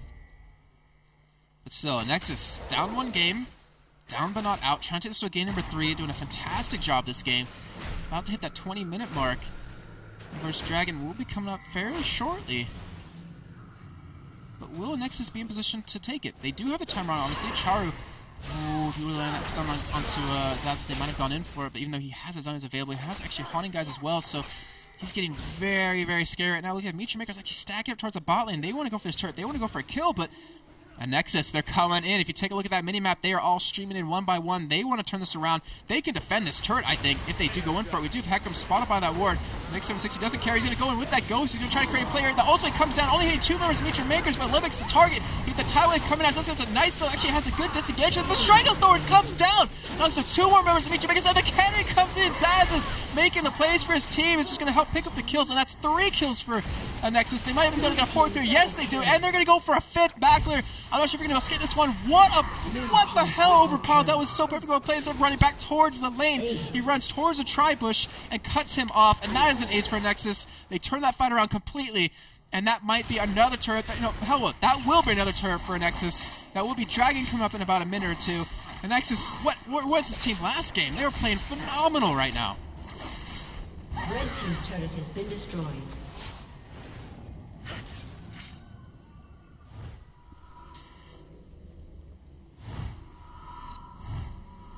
15th of June, by the way, guys. LCS starts up DreamHack. Sorry, I was just taking a second there, because now I understand what Joe talks about, but his eyes bulging out from doing play-by-play, where just like a fight keeps going on, and it's ridiculous. But still, Anexis, fantastic job. They took their gold lead to about 8,000 up right now. And they are looking so solid with this whole composition. Just fantastic engaged, fantastic turnaround. Even though the Nyx 760 ulti on Hecarim wasn't fantastic, it was enough. And of course, we have the Twisted Fate ulti on Overpowered to pretty much clean up the entire fight. But it looks like Nature Maker's going to try to get back in, try to get this dragon. They will be able to lock that down, but at what cost? We have Anexis coming in from the backside. It's a 5-on-3. Twisted Fate going to get caught here. But will he be able to turn that into a kill? I'm not sure. Char's going to be going for it. He gets caught with the gold card, and he gets dropped down to half health. And even Zaz's trying to go in for a kill on Makati, who looks like he might be able to escape. They do have the red buff on a Caitlyn. We have Hecarim coming from the side. He pops the ultimate. He does land it on a Kuban, but who's going to be able to follow it up? We do have a kill onto Makati right now. I mean, I was little from Korea able to pick that one up, but only getting one kill, but still, that is a great one kill. Unfortunately, it wasn't enough for a trade on the dragon, but still, if you can kill their tankiest member just like that, no one else on the team can really survive against you. And we'll see what they're going to go for. It looks like they're actually rotating towards mid lane, trying to go for this turret. So now 5 turrets to 1. This is completely in the driving seat. What do they want to go for next? They have the opportunity to go for a Baron relatively soon if they want to. And like I said before, it's been coined the noob magnet. I'm not sure Anexis wants to go for that just yet. Let's take a look at total gold for each member of the team. Let's put direct to camera on for a little bit, give my arm a little bit of rest. 8.5 thousand gold onto Zazas to 6.1 thousand gold of Kuban. Even in the jungle, 6.7 thousand gold for Nyx 760 to the 5.4 thousand Makati. But the real thing is, I mean, look at the AD carries, look at the AP carries, and look at the top laners. Such a heavy gold lead for Nexus one by one.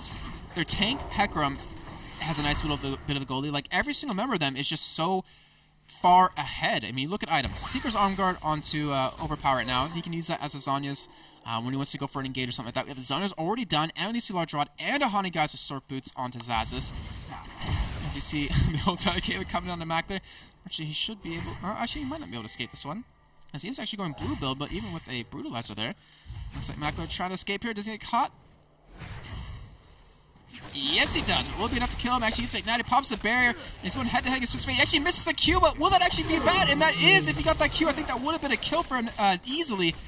And Overpower outplaying Mackler right there, picks up the kill. And now he's able to push this bottom and actually back and heal up because he is relatively low on health. And Anexis looking fantastic. They're looking really to take this to a game number 3. I wouldn't be surprised to see it. I'm sure everyone else would love to see a game number 3 after just the one-sided game we had in 1, and now it's pretty much a one-sided game in game 2. I think that actually happened last week against Touch Your Limits for Mutual Makers, where they won the first game very easily. The second game they lost very heavily. And the third game they won pretty easy as well. But Mutual Makers, what can they do to get back in this game? And I'm trying to think, and there's just not a whole lot coming to mind. I mean, yeah, pick up some turrets, that'll be good. But that's easier said than done. You can't fight anymore. You cannot 5-on-5 fight at all. They're down 10,000 gold. They need to catch someone off of Anexis off guard. They need to catch them out in the jungle, pick up a kill or two. Maybe an Oracle. And as I say that, there's actually no vision currently for Anexis in the enemy jungle of Mutual Makers. So maybe an Oracle. Or just a lot of wards. Ludwig needs to pick up a lot of wards and stop Anexis from being able to pick up any more of them in the jungle, off one by one. We saw Mac with the bottom lane. He was trying to push up. He was trying to get that turret down because they know they need an extra gold income, but he's 0-4 at this point. Twisted Fate is able to stop him every cooldown that he has his ultimate available. So Mutual Makers, I mean, what can they really do? They're going to have split pushing problems with Twisted Fate. They have team fight problems right now because of the Kennen and the Zyra and the Hecarim. It's just not looking too good for them.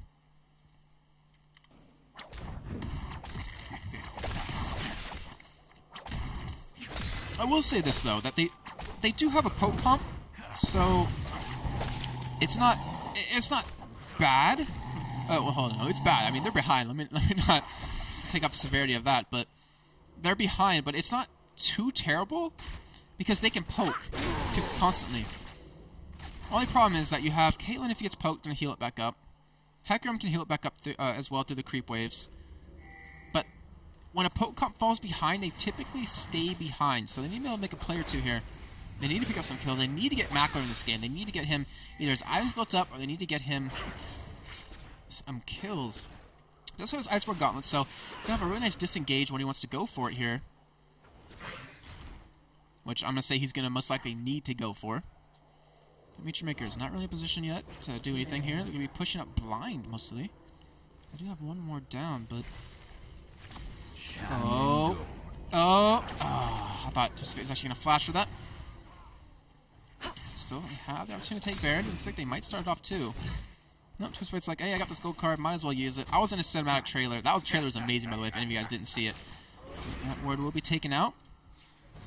And Anexis, I'm not sure they need to go for this. Like, they're baiting Meteor Makers into it, like, so they want to be able to pick up the fights. They want to be able to force them into a fight, but you need to get Inhibitor for that. Then you really force them out. Let's see. Overpow's pushing top lane. We're going to have Charu going to be going down. Ooh, he does have teleport, but he has no ward to teleport to currently. If they see Charu down there, that actually might be Baron for them. What are they going to do? Are they going to see him? And they see him down there. What are they going to do? They took the ward down. They're going straight for Baron. Where's Charu going to teleport to? Does Libic even have any wards left? That is the real question. He does not have... No, that can't be true. He doesn't have any wards. Makati's the only that has it. If they take out that ward, there's no way he's going to get here. He's going to have to go teleport to middle, if anything, but just Dimitri just coming in, and Baron taking on very low. Charu can't teleport in. You guys, you can still see the Nami ultimate comes out, and they're backing away from this. They're going to let this one go. If only they knew that Libic had no more wards to put down. Charu had no way of getting there. They could have taken that Baron. Most of them are going to 5-man push this top lane now. It's already taken out a little bit. They have the Nami ultimate down, so Libic doesn't have that anymore. Oh, they might actually catch Kuban here. And they catch him. Can't really make that any more exciting than what just happened. So that's another kill for them. Now they might say, hey, we can probably take Baron pretty easily. Oh, they're actually coming around. The rest of Meteor Makers. He does Arcane Shift. That does escape. Oh, here comes Hecarim towards the backside. Doesn't have ultimate available. He's just trying to bait them in as long as possible. And we're probably going to be a little careful here. He does not have Zonies to get away. Kennen goes in. Goes straight for Mackler, but Mackler's able to escape it right now. But look at the damage out of Zaza. This is ridiculous. And because of those Iceborne Gauntlets, he's able to escape. And the rest of Anexis not able to pick up a kill, though. They got everyone low. And Charu, uh-oh. Uh-oh might be an understatement.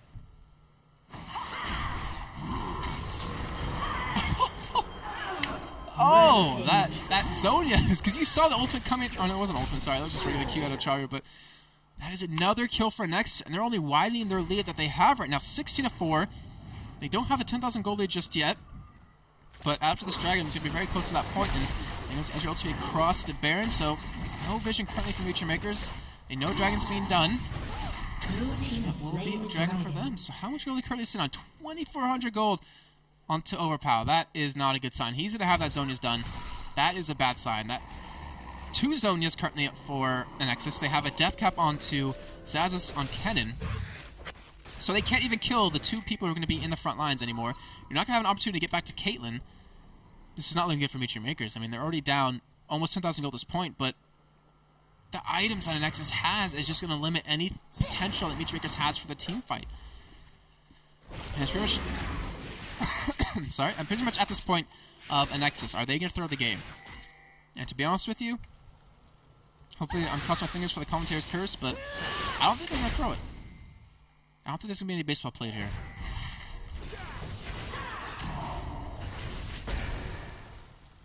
Though, I will say this though, the longer Anexis takes to close out the game, the more farmed up Meteor Makers is getting. Now, I wouldn't necessarily say that Meteor Makers has a stronger late game team, but they'll be able to get the tankiness they need to survive against the Kennen ultimate and the Zyra combo, not to mention the Hecarim who gets into the back line. So, like, their damage is pretty good as it scales later as the game goes on, and it does bring it back to that point where poke comps, if you stay behind, or if you fall behind, you stay behind, but it kind of gets rid of that a little bit, but I'm not sure. I'm really trying to wrap my brain around this one, but I really just think that Anexis has a better composition. They won early, where they could have been punished really easily early. And as long as they made it past that early game without letting Meteor Makers get too farmed up, then they were going to win this game. And I think that's the way it's going to go. But unlike Meteor Makers, Anexis is having a tough time of, I guess, closing the game out. They don't want to... Well, awkwardly enough, they don't want to force a fight. They are forcing a Baron right now. They did see someone bot lane, I believe. Baron is invisible right there for a second, down to half health. Are they going to stick to it? I'm assuming they're going to stay on it. Here comes an enemy ultimate. Baron, stop going invisible, please. 4,000 health. Looks like it will be going down here. You need to get rid of that ward, guys. Get rid of the ward. Makati comes in with the flash. Doesn't steal it away, though, unfortunately. Nami goes down. Livic is dead. Makati going to fall here as well. And will he be able to escape? Nick 760? No, he's not. But now Twisted Fate coming in with the... What? The Zara ultimate catching Kuban right there. And in the end, a 4-for-1 trade. And now Mako, last one alive, trying to run away. They can just ignore him right now. They can just push. They should be able to get Inhibitor off of this. But we do see... Overpower actually backing. Looks like he will be defending that tier 2 turret at the top lane. And unfortunately for Makade, he is 2 levels behind Nick 760, so that means his smite obviously be less damage than his counterpart. Because of that, I have to say, if Makade was maybe level 15, he might have actually stolen that Baron. Obviously, hindsight is 20/20, I think is the phrase it goes. We'll see if Mutual Makers can do anything to kind of get back in this, because it is 20-5 currently in favor of Anexis. 52.9 thousand gold to 40.9 thousand gold. So they have a 12,000 gold lead. They have a 7-3 turret lead. And they just have a superior composition in my mind. Blue buff also taken away, it looks like, from Charu. Which that was a very neat item for him, because he doesn't have much cooldown reduction. Does obviously have the Phoenix Codex, but it's not going to be enough for that CDR he's going to need. And we'll see where Anexis wants to go with this. They have a lot of opportunities. Now with that middle inhibitor being down, they have an opportunity to split push quite easily. I mean, honestly, they had it before, so I don't even feel too good saying it like that, but they have the opportunity to go for it if they want. And Mutual Makers have to defend that middle lane. And where are they going to apply the pressure? I guess that's the real question. I'm assuming it's going to be bottom, because you're seeing Overpowered push up towards top lane by himself. You even see Nick 760 heading towards bottom lane. You even see Zazas, Salivar, and Leo from Korea heading down there as well. So it looks like they're going to go for a push here. And what are Mutual Makers going to do? It looks like they're sending 3 members up towards top to kind of counter that. I mean, Charu, I want to say he can 1v1 Overpower right now, but I don't think he can. Not with that Zonia's. Because the ultimate's just going to get completely mitigated. But here we go. Anexis is going to push up this turret. Makati not here. Charu not here. They're going to have a tough time. Anexis might be able to get this turret before anyone really comes to help this. The ultimate coming out of Mackler. Wow, Charu actually goes down in the top lane. And just I talked about him being able to 1v1 Overpower. I guess I was correct there. He wasn't able to. Now Lipic going to go down. And that is a 1v2 by Overpower. The rest of his team is going to be able to push up here, be able to get this inhibitor turret. He's able to push the top lane as well and get that inhibitor turret down. So, great job by him. And Anexis looks like they're going to close this game out.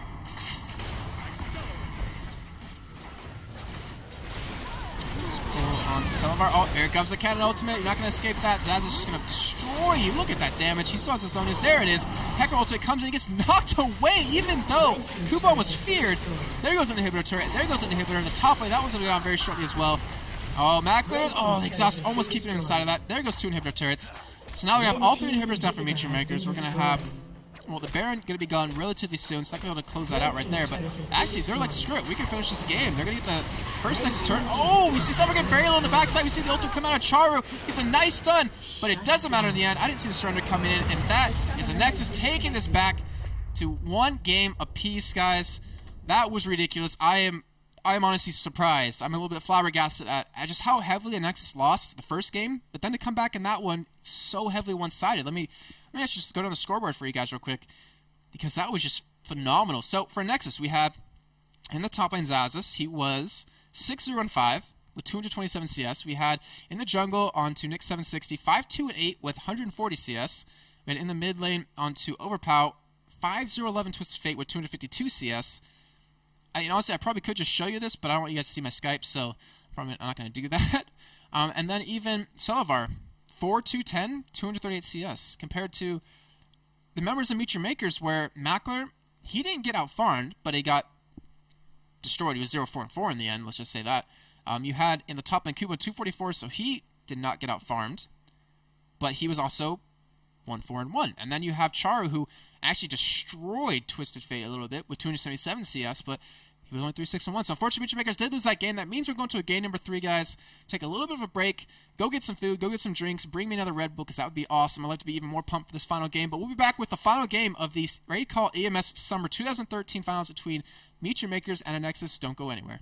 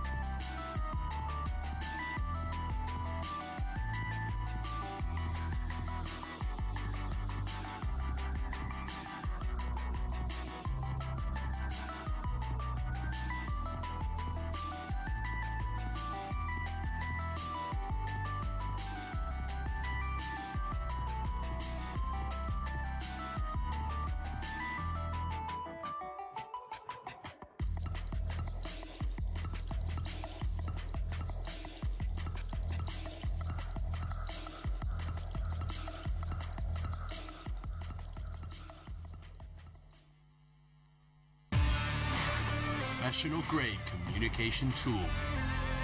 The choice of professional teams. Perfect stream viewing experience. Chosen by online streamers. Easy to use voice messenger service. Chosen by over 12 million gamers. Communication is always vital when competing in tournaments. Winning a match requires perfect coordination. You cannot win by yourself. Raid Call. Communication for winners. I was doing so well. I was so proud of myself. I didn't turn my mic on. But anyways, guys, we are back with the Raid Call EMS. Wow, I almost said CSGO because literally right behind the camera is a preview monitor with the show they're doing in the other studio. So let me try that again. Everyone, welcome back to the Raid Call EMS Summer 2013 season finals between Michi Makers and Anexis. We're actually going to be underway in just a second as the teams are ready. And we will be into the final game. Remember, this is a best of 3 between Michi Makers and Anexis. Currently tied 1-1 right now. So I'm going to take you to picks and bans right now. And the winner of this will go home with 2,500 euros. Loser comes home with 1,500 euros. Either way, not bad in the end. And we'll see what's going to happen in this game. Michi Makers, very one-sided match for them in game number 1. Anexis, very one-sided match for them in game number 2. And let me remind you, since you guys can't really tell who on Anexis is who necessarily, we have Zazas in the top lane. We have Nick 760 in the jungle. I can say this, I swear. Overpow in the mid lane. We have Silafar as AD carry, and we have Leo from Korea as support. So Lee Sin Zach be taken away. Same bans yet again out of Michi Makers. Shen taken away from Anexis, which they've banned out pretty much every single game as well. Anexis, what are they going to ban out here? As they go for Jace, they didn't really like dealing with him, even though they didn't really have a tough time with him in the top lane. Zazas did quite a good job against him. By the way, guys, I turned down the audio on that video for you, so I hope you guys appreciate it. I hope your ears appreciate it and aren't bleeding anymore. Michi Makers with the last ban. They don't have to go for Twisted Fate here. Obviously, they can just choose him later on, as we did see Anexis do. But do they want to go for it? I mean, they might ban it out if they don't want to go up against it. But we'll see what they ban out this time. 2 seconds left. And they ban out Kennen. Okay, so smart play. They didn't like Kennen in the top lane. They didn't like dealing with him in the team fights. And you have to say, he was honestly a huge factor in how the game was going to go. Of course, Twisted Fate taken out by Anexis, and you have to do that. But Thresh was let through for the first time. And Michi Maker snatched it up right away. So it looks like we will have Libic on Thresh in the bot lane. And I'm curious to see how well that does. His Zyra has always been phenomenal. His Thresh, I don't know. I wasn't that impressed the first time I saw it, but maybe he's been working on it. Maybe he'll make me eat my own words. I hope so. And Anexis, with your 2 picks, what are you going to go for here? They've been taking odd champions first right away. But they did play Jarvan in the first game. It didn't do well. Michi Makers banned it out in the second game. But it looks like they want to go for Jarvan again. And then, of course, Zyra. So they're not going to, well, obviously not give it to Libic since he already has his support Thresh, but that is a really strong combo to go up against. And I want to know, what is Anexis going to pair it up against? They could go for Rumble. That is just a ridiculous, I have to change my word again mid-sentence, a ridiculous combo with the Cataclysm, with the Zyra ultimate, not to mention the Rumble ulti coming in through the top of it. You could even pair that with Ezreal, and then, you have so much damage. Michi Makers, though, we'll pick Caitlyn. Remember, this is on the live realm. So it's 3.7. Caitlyn, her attack speed was nerfed early on, but she gains more per level, gains 4% instead of 3. She can't charge her passive off of turrets anymore. But late game, she is a bit stronger than she normally was. Mikade, are you going to go for Nautilus yet again? It would make it the 3rd time in 3 games. I wouldn't be too surprised to see him go for that. But with 15 seconds left, they actually go for Elise. Okay, so smart. We did see Kuban on Elise in the first game, and it was fantastic. It was phenomenal what he did. He went for that 64 penetration build, that flat pen, and he just could not be stopped. Like, just the damage he did against Silveron Vayne when he was doing true damage to him was ridiculous. I know I keep saying ridiculous, guys, but it was just amazing to see the damage he could put out. Wouldn't be surprised to see him go for that same build yet again. But what are Anexis going to pick up here to go against that? We did have Rumble versus Elise in the first game. I'm not sure if Zazas wants to go with that yet again. Oh, we might see Misfortune this time. So a bullet time pairs in quite well with the Jarvan and the Zyra. To sound a little quiet in my headset again. If they do lock that in, that means they're going to go for a mid or top laner as their next pick. And I would assume it would be a top laner since you already know who you're going up against. Who do you want to go up against Elise with? So if they do lock that in, looks like it will. So now, Anexis, very, very, very heavy teamfight composition with this entire lineup. If they land their combo on you the way they want to, you are screwed. So Meet Your Makers, what do you do to try to disengage from that? I wouldn't be surprised. Maybe Orianna wouldn't be bad. Actually, if they let Orianna slip through here, oh god. I'm like both sides of this. I want to see it go through just to see how amazing the combo can be, but I also don't want to see it go through to a Nexus because then it would just destroy Meet Your Makers. So it looks like they're going to have to pick it up themselves, which you have to do in this situation. You cannot let the Malphite combo and the Orianna go in together. They would just be too strong. You could not fight against that in team fights. You'd have to win it early or not win it at all. So it looks like we'll see Chara on Orianna in the mid lane. And what are they going to lock in for their last pick? Maybe a Nautilus in the jungle yet again? Not sure exactly what they're going for. Sejuani. Or, as some people might call it, Sehuani.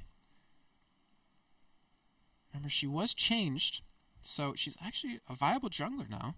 She has that ranged Amumu initiate, or not initiate, but ultimate.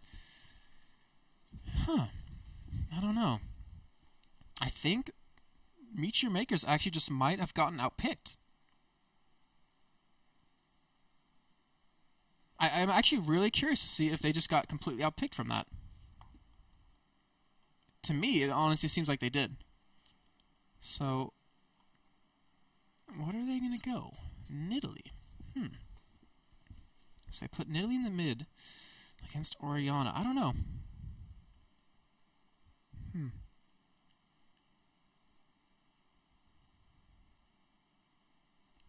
Okay, that's a little bit better. I was about to say Kha'Zix.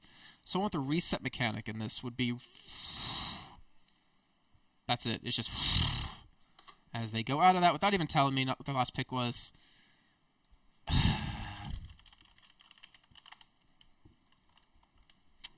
So I didn't tell me what last pick was, but if it is Katarina, okay, which it is, that is scary.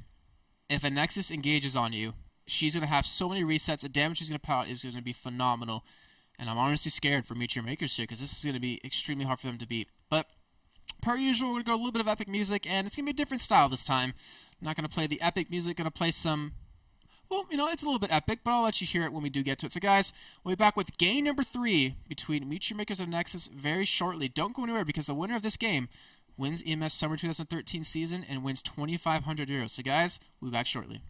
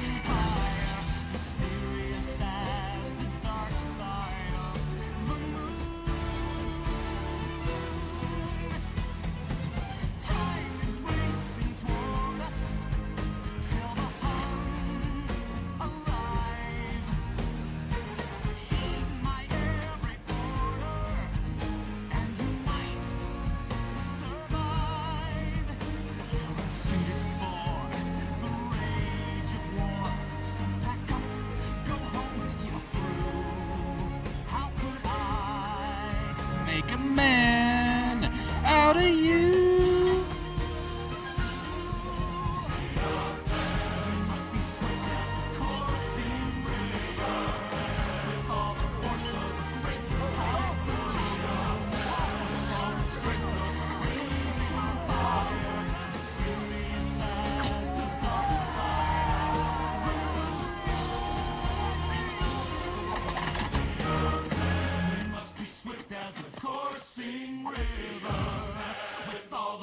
Of a great typhoon, with all the strength of a raging fire, mysterious as the dark side.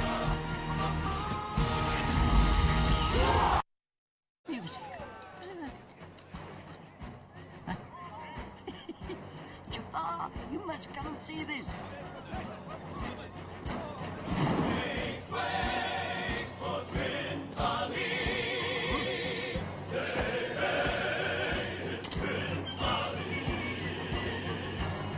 To the waist in the old bazaar. Hey, you, let us through. It's a bright new star. Oh, come be the... If only Makade had a slower PC, we would have gotten a little bit more epic music time in. But guys, welcome back to the third game between Meet Your Makers and Anexis. This is the Raid Call EMS Summer 2013 Finals between these two teams. And they're both tied up at 1-1. Winner of this game will be winning 2,500 euros, not to mention the pride of calling themselves the champions. So, let's go over the lineups for you real quick as they do set up a little bit. For Meet Your Makers, we have Kuban on Elise in the top lane. We have Makade on Sehuani in the jungle. We have Charu on Oriana in the mid lane. We have Makler on Caitlyn and Libic on Thresh in the bottom lane. And over for Anexis, since their names are a little bit confusing for you, which honestly it is for me too. We have in the top lane Xaxis on Malphite. In the jungle, we have Nick 760 on Jarvan. In the mid lane, we have Overpow on Katarina. In the bottom lane, we have Selavar on Misfortune. And of course, Leo from Korea on Zyra.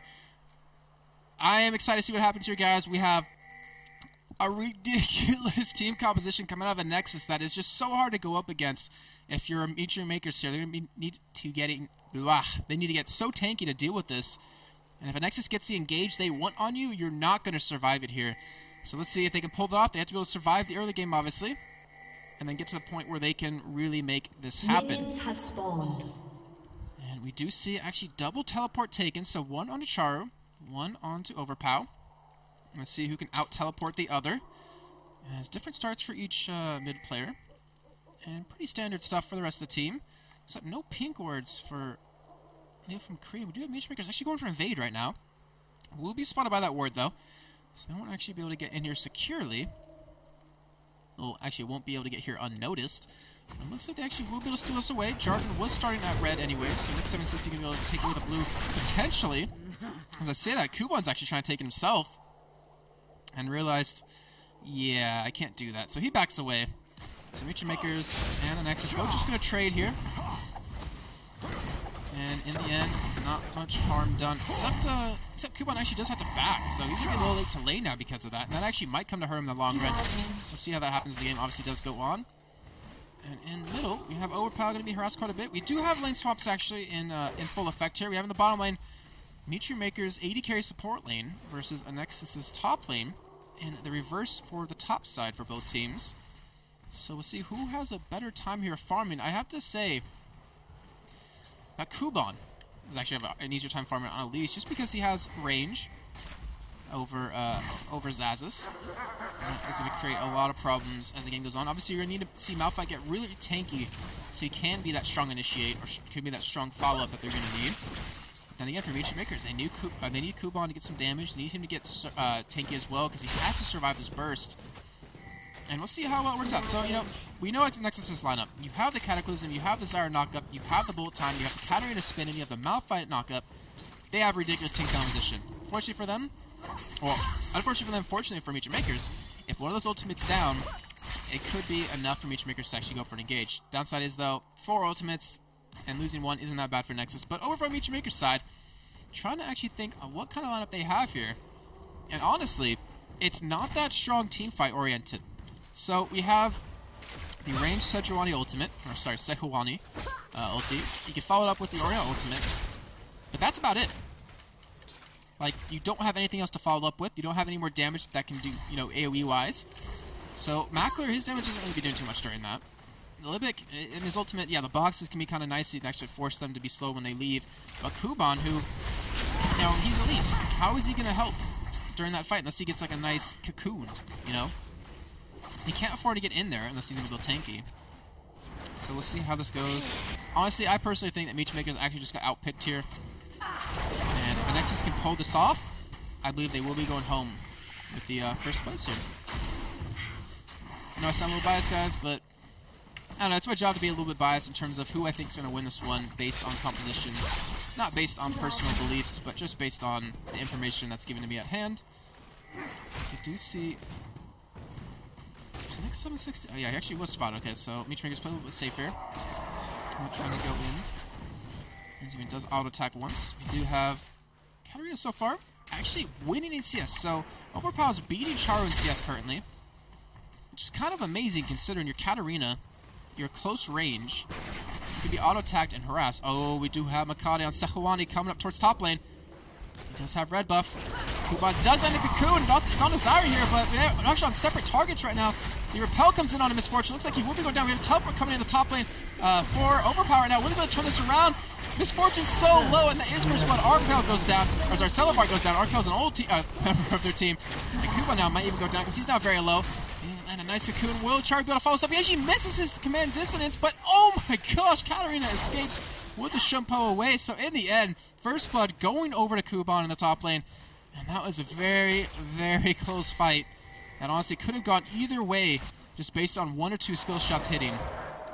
And a fantastic start for Meechmakers. If they can pull out ahead early on, they can make it so that Anexis will have a really tough time pulling up this composition if they have enough damage. Ooh, see a nice pull on the Jarvan. Be enough damage. Oh, they actually do go for the Ignite onto him, but I don't think they're going to commit towards it as Libic gets very low.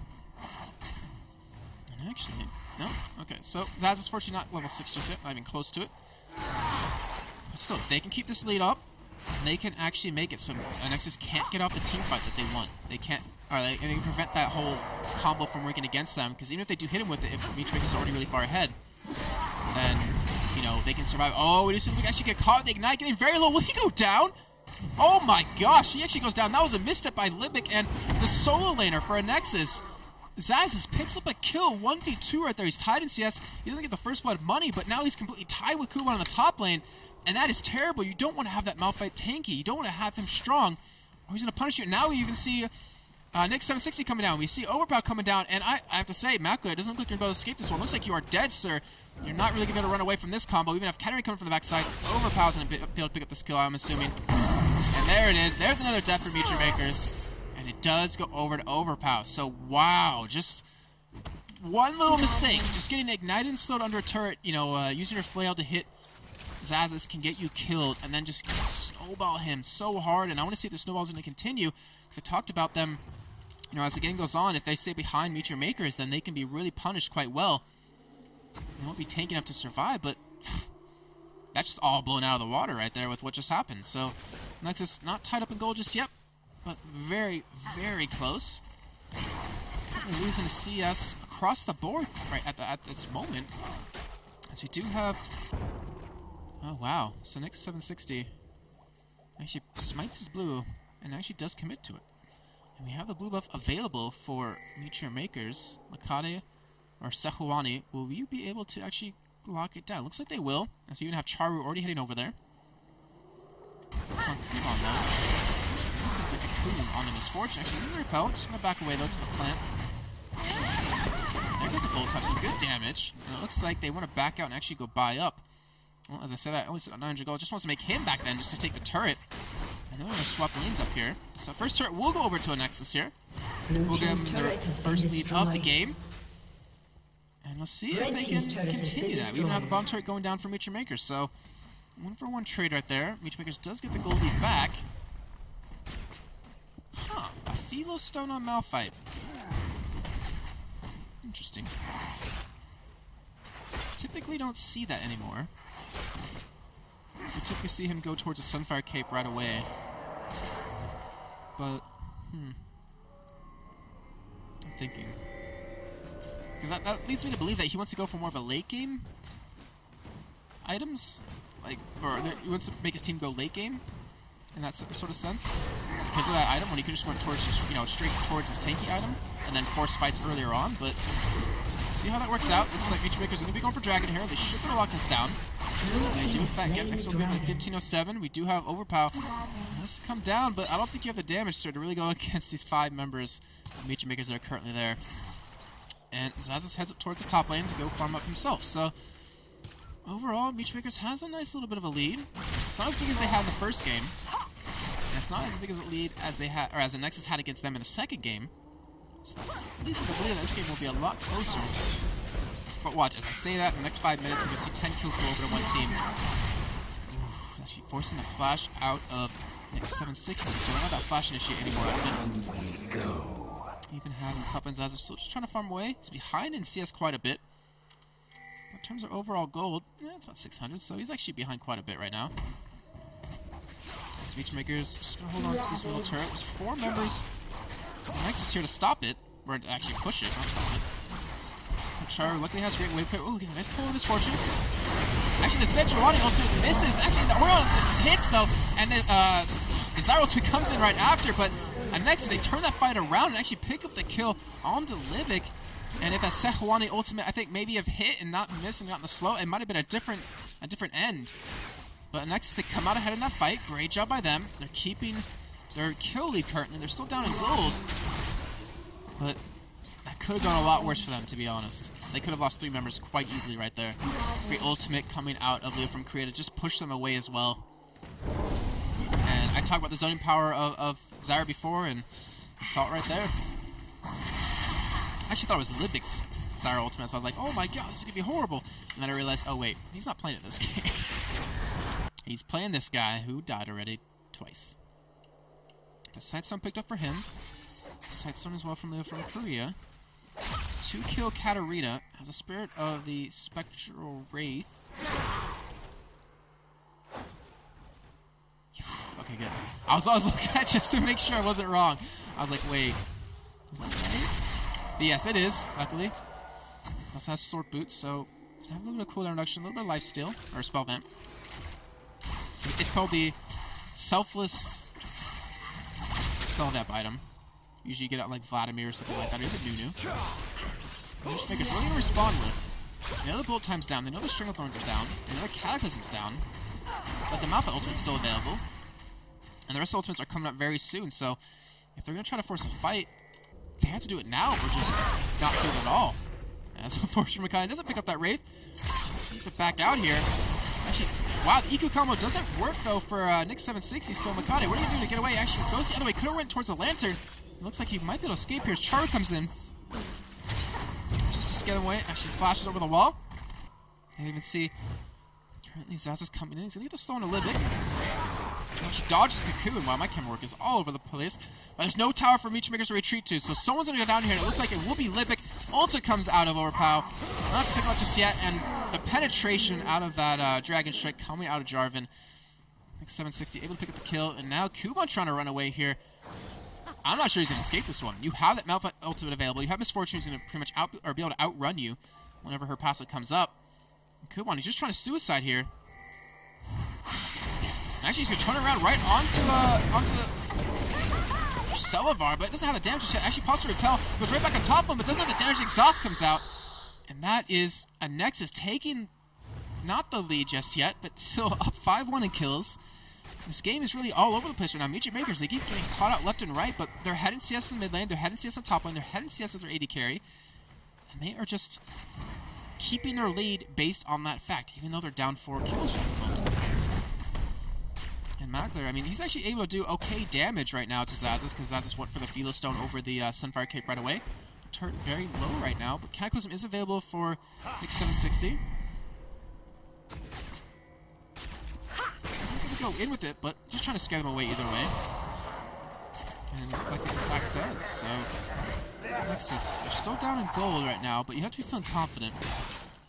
As I don't really know what that pull is, but they both missed on the CS from it. Okay, you have to be careful here. I mean, obviously you have Flash and your 90-caliber net to get away. But you guys can't afford to keep getting caught. Anexis will pass you very shortly in terms of gold, but bit waiting, because these fights could break out for Anexis. Like, they can win these fights so easily at this point. It's just about timing and synergizing their composition quite well.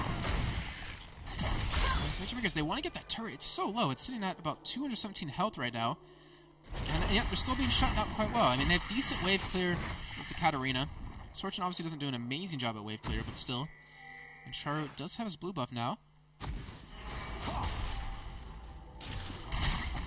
And obviously, Nick 760 picks up his own. So, without a mana, or with a manaless champion in the mid lane, why not pick up yourself, give that extra early levels? Not to mention that blue, which helps out quite a bit. He's in the bottom lane right now, though. Mackler trying to hold on to onto this turret, which has quite a bit of life left, so he shouldn't be too worried. But we're seeing Zaz is trying to catch up and farm, because he's still down quite a bit against Kuban. But I don't know. I think he's going to have more presence in these team fights than Kuban will, just because he's a Malphite, just because of that ultimate alone. Dragon will be up very shortly. It should be up in about actually 6 seconds. And already, Anexis is actually in position to go for this. So Kuban's in the top lane. Anexis has all 5 members here. Leechmakers can't afford to go for the steal. Or at least go for it head on head. And Kade actually has the option to go in there, and then with the Lantern get out. They don't have a word to spot, but actually pops the ultimate straight onto Nick 760. Actually goes in, but will they get the steal? Yes, he does. Will he be able to escape here with the Charo ultimate? He stays alive. Oh my god. Without that ultimate coming out of Charo, he would have died, and they get the steal, they get the gold lead. Fantastic play out of Meteor Makers. That's Charo on his Orianna. That is Livik on Thresh, and that is Makade on Sejuani. Able to pick up that without losing a single member, and Kuban still pushed the top lane. That was a 4-on-5. Great job by them. And that was even with Makade being under-leveled compared to Nick 760. So, wow. Fantastic job. And now Meteor Makers might even be able to get another turn off this. I mean, they only have 2 members here in mid lane. Ulti is down, but either way, I mean, it still keeps them able to farm, and that's what they needed. As long as they can keep up the farm, keep this gold lead, we'll be doing quite well.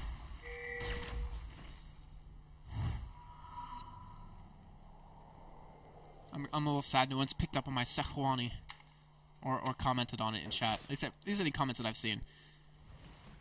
1-5. Nature Maker's up in gold, down in kills, up in turrets. They have another turret to take middle if they want. And it's a really tricky situation. Like, I'm sitting here actually eyes closed thinking, if they do want to take a turret, I mean, they want the gold, but once you take that middle turret, you're pretty much saying, hey, we're going to start team fighting. I'm not sure. Let me take a second. I'm not sure Meteor Makers has a survivability or the damage to go head-to-head against a perfectly executed Nexus combo. And if you see Nick 760 actually pick up his Runic Bulwark, there's your window gone. So, looks like they look at this turret. We're going to go after this. We do have Malphite coming from top, so now it's just a play here, but just a little bit too slow. And I honestly don't know where the next amount of actions really going to come down. Because neither team, I know, neither team feels like they have an advantage right now. I mean, yeah, Meteor Makers is up in gold, but just based on compositions, it's going to be really hard for them to fight. And at Nexus, they're scared, because if they lose like a big fight, they get aced right now. Or if they lose 3 or 4 members, that's going to put them so far behind that their whole composition will go out the window, because they won't have the damage or the takers they need to really make the fight happen. So it's a really tricky situation right now. And both teams are just waiting for that one mistake, for that one person to step out of line. And it might have already happened. Nope, didn't. I was about to say, Malcolm was spotted bottom. But we are seeing currently Overpower go over there to clear that wave. So they maybe could have a 5-on-4 engage that would be heavily in favor of a Nexus. Instead, they back up. And Libic, he's got some balls as he gets a pull on Nazara right now, but Korea is not really too scared. They do the lockdown on him. They're actually going to be able to get a kill on this, pretty sure. They do get the Malphite and the String of Thorns coming in. That is the combo they're looking for. The full time comes in as well. And no one yet on Meteor Makers has died. It's just as I said, Libic, it's very low. They need to get the reset. If they get 1 kill, the Orion's been coming in. Great job by them. Kuban does die. They do get a reset. No, they don't, because Overpower didn't get credit for that. But that was the combo they're looking at. Meteor Makers, they're scared. They got to run away now. They're going to lose a turret off of this. And look how healthy every single member of a Nexus is. And that is the power of their composition. That is why both teams were really scared to go for the engage. And that's why Nexus, they saw the opportunity, they went for it, and it worked out well for them. So they got 1 kill, 1 turret. Don't have the goal lead just yet, but that's got to make them feel good. They do have quite a bit of money on Malphite, so he'll be able to get his Sunfire Cape if he wants to go for that. Have a 1100 onto Leo from Korea, so that's just about it. Look like Michi Maker's actually gonna try to respond here with a mid push. I don't know. They gotta be really careful here. Mako doesn't have IE done just yet. They're not gonna get too much damage onto the turret, and if anything, I was gonna say, if anything, they're in a really bad position, but we do see currently Selavar down towards bottom. He's backing out, so Michi Makers are trying to go for a push on this turret. They're trying to respawn with a counter push. But look how healthy that turret is. Look how little damage Michi Makers does to it. Selavar will be here to stop it. Nice pull on the Malphite. Zazas doesn't really care too much, he's going to back away. Not ultimate's up just yet for Anexis, but if they wait around another 15 seconds, this could be bad news bears for them. As Malphite ultimate, not Malphite, Jarvan ultimate up in 25. Malphite ultimate up in 13. And Stranglethorns up in 15. So, we're at that point. If this siege goes on any longer right now, Anexis is going to just engage, and they're going to win that fight. Michi Makers has to be really careful here. They do have all their ultimates available as well. But I think we're about to go. I think it's about to happen. That turret's about to go down. The Sejuani ultimate misses. The Ori ultimate hits, though. They can turn this around, but they need to get a nice pull onto Zyra, but they took too much damage. They're actually going to back away without getting the turret. But down to 35 health. The Sejuani ultimate's not working out so far. Could have been a little bit different, I think, if it did land. Michi Makers, they want to secure this turret. Red team's They will actually get it down. So now 4-2 in turrets for Michi Makers, 28,000 gold to 25.5. Michi Makers. I really can't stress how close this game is. Even though gold says a little bit differently right now, and so does kills, it's so close because Michi Makers, they have the damage. Well, actually, yeah, they have the damage, I guess. It's really close if they actually have it completely they need.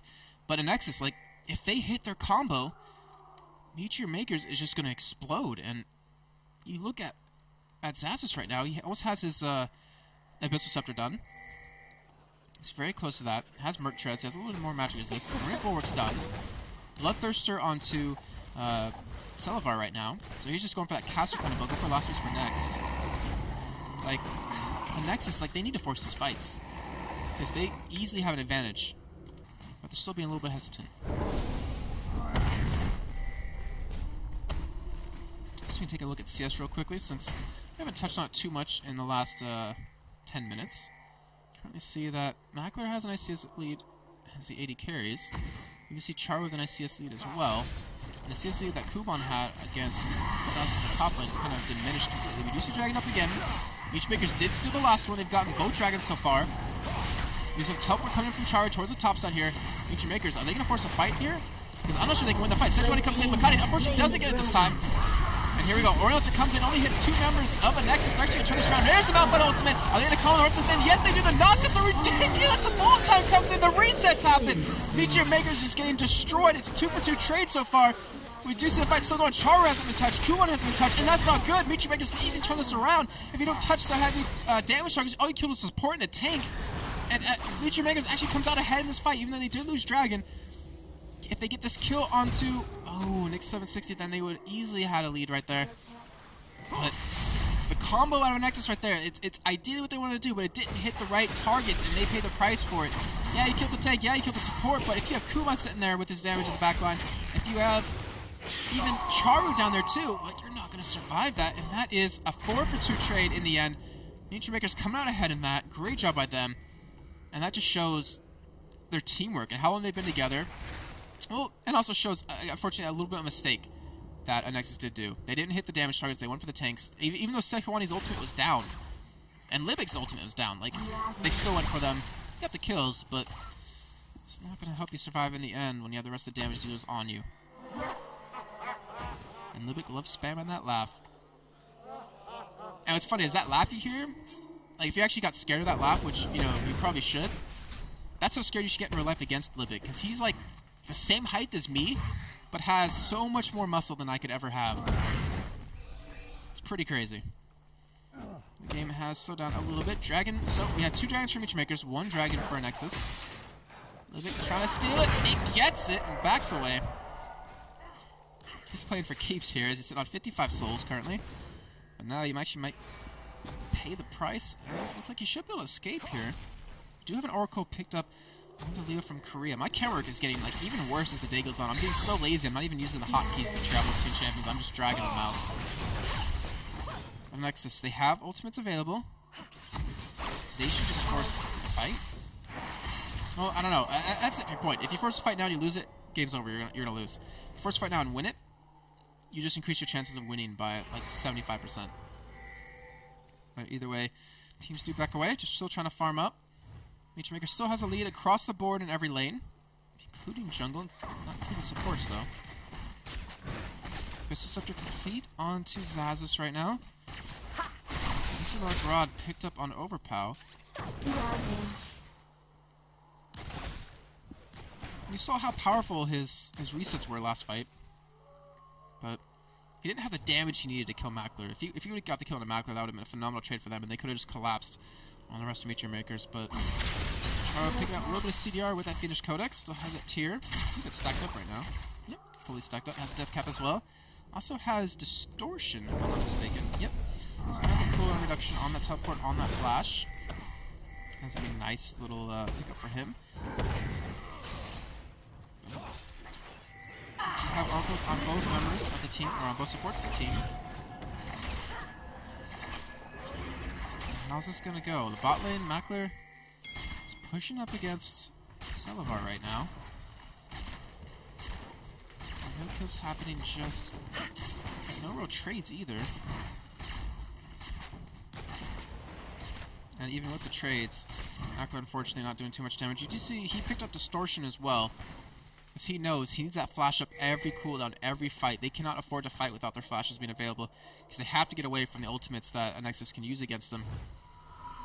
We do actually have Baron being started. This is a sneaky as hell Baron coming out of Meteor Makers, and they have the damage to do this, but they get caught with a ward, so it looks like Anexis is going to get lucky here and actually stop that sneaky Baron coming out of Meteor Makers, and that honestly could have been terrible, or it would have been terrible for Anexis if they didn't see that.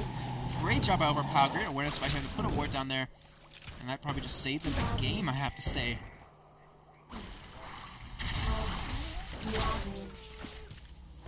And now we're back to farming.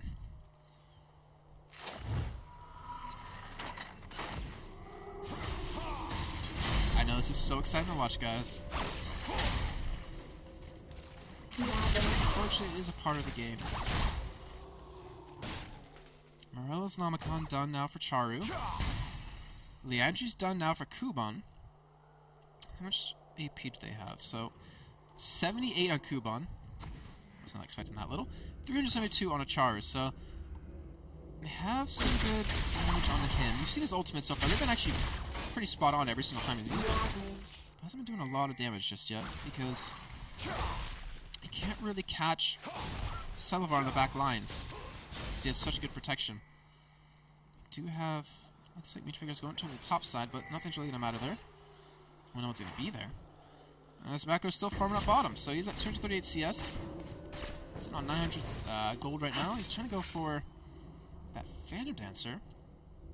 And also a Last Whisper. He doesn't really need a Last Whisper just yet. Not a lot of armor, except onto Katarina right now. And we do have the Last Whisper done for Selevar, so Anexis, this is your time to force a fight, guys. You can win these. You have the damage. You have the tankiness. You have the composition to make this work, but Kade can get caught a little bit there, but with a Thresh, with the Sehuani, you're not really going to catch him either way. And he just backs off. At least through all this, though, you're really seeing how much the game matters to each team. So playing it this safe, they really want to win. Oh my gosh, Malphite only has 78 AP and he's able to chunk you that hard. And that might be the key for Meteor Makers to start pushing. We do have in the bottom lane Overpower pushing with his teleport available, though. And Meteor Makers, they have the range, but they have to be very careful here. Malphite, do you have Homegrown Boots? No, you don't, sir. Inclusive of Chain Vest. So unfortunately, actually does pick up Homegrown Boots. Okay, so he'll be back in time. But we'll be back in time to actually stop this turret from going down, because they go for a super hard engage here very shortly. Overpower, are you going to come in? No, he's actually not going to come in, so they're not going to try to turn this around. It actually could have been a very easy fight. We do see Mikata going in. Sehuani in action. Oh, the nothing ultimate hitting. Nothing, unfortunately. Macro, great flash out of him. The Zara ultimate comes out, and the Sehuani ultimate. And we see fights going on everywhere. Full time coming in across the numbers of Meteor Makers. but no resets just yet. No kills happening. We see Zonius come out of Katarina, overpower. He's going to escape from Mikado very low. He's able to escape, and they actually pick up a kill. They pick up 2. And we see the flash come out of his fortune, doesn't pick up a 3rd, and ooh, that damage so close to killing Zyra right there, arriving with under 40 health. And that flash, oh my god, coming out of Mackler was phenomenal. That right there might have been the one thing that won him that fight. I'm going to go back to that replay actually after this inhibitor goes down and the rest of the Matchmakers do back away. But fantastic flash out of him, and that's why he's the distortion boots. That's why they're not going to fight until he has it. Let me go back real quick to see that fight. Slow it down in slow motion for you. So we do have Malphite back at base. He's going to come in. Turret goes down. Red team's turret has been Let's just watch it destroyed. slowly. You're going to see Zazas go straight into Macro. He knows he wants it. And watch this. Flashes out of it. Doesn't get hit with the ground sense. His attack speed doesn't get slow. We see Overpow come in right here onto this plant. The Ori ultimate gets Misfortune, which honestly doesn't matter too much because he's just going to pop the ultimate across the team. The Zyra ultimate was really spot on too because look where it zones. Like it keeps Reacher Makers on the backside. Mikado is stuck here in the front. And it's like a perfect laydown for it, but unfortunately they're not able to get the kill on him. They're not able to get the reset. That's the key. Like if Macro got caught right there, they probably could have got the reset really easy. The bullet time even was going to come in. And it's a pretty strong bullet time to be honest. I mean, you pair that in with Thresh ultimate trying to keep them in there. Obviously they're on different teams, but Living, it's so low. Flashes out, it survives. Mikado gets really low, gets out of it, survives, but just fantastic job by Meteor Makers to avoid the Alpha ultimate and just turn that fight around where, honestly, I'm not sure if they should have fully won out that fight. Shut down. Let's get back to live. No other kills happening during that time, so I didn't miss anything, thank gosh. Baron not being taken just yet though, but with Inhibitor down, Meteor Makers has a nice advantage here. They can easily bait out Baron, or they can say, screw it, we got the top inhibitor down, we can push bottom, we're going to force one of them to back off and go defend that, and we'll have a nice 5-on-4 engage. And Anexis, they've kind of fallen behind to the point where I'm not sure if they have the take this damage I need anymore to really win these fights out. All you need is that one reset. You get overpower that one reset, he'll pull a Scar on you, and take out your team. But as long as we traders can avoid that, which they've been doing a great job of that so far, they should have this game in the bag. And of course, the Nexus, they have Super Minions pushing the top lane. They have to make a decision here. Do we defend this turret, or do we back off? And obviously, someone's going to have to back out to defend it here, or Beach Breakers can just stall this as long as possible. They don't even need to get the turret just yet. Not until one person on Anexis leaves. So Beach Breakers playing this very smart. Sitting back. Super Minions hitting the Nexus turret. Not to mention, picking up all these other minions that are going to other lanes. And Nexus takes back away. So, that will be another tower taken for Beach Breakers. That's 7th of the game for them compared to the 3 that Nexus has. Red team's turret What do you has want been to do? destroyed. Do you want to keep at this? Or do you want to go for Baron? The Nexus has their ultimates available. And Libic's already low.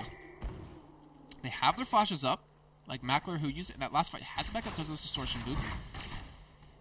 But do you really want to test this?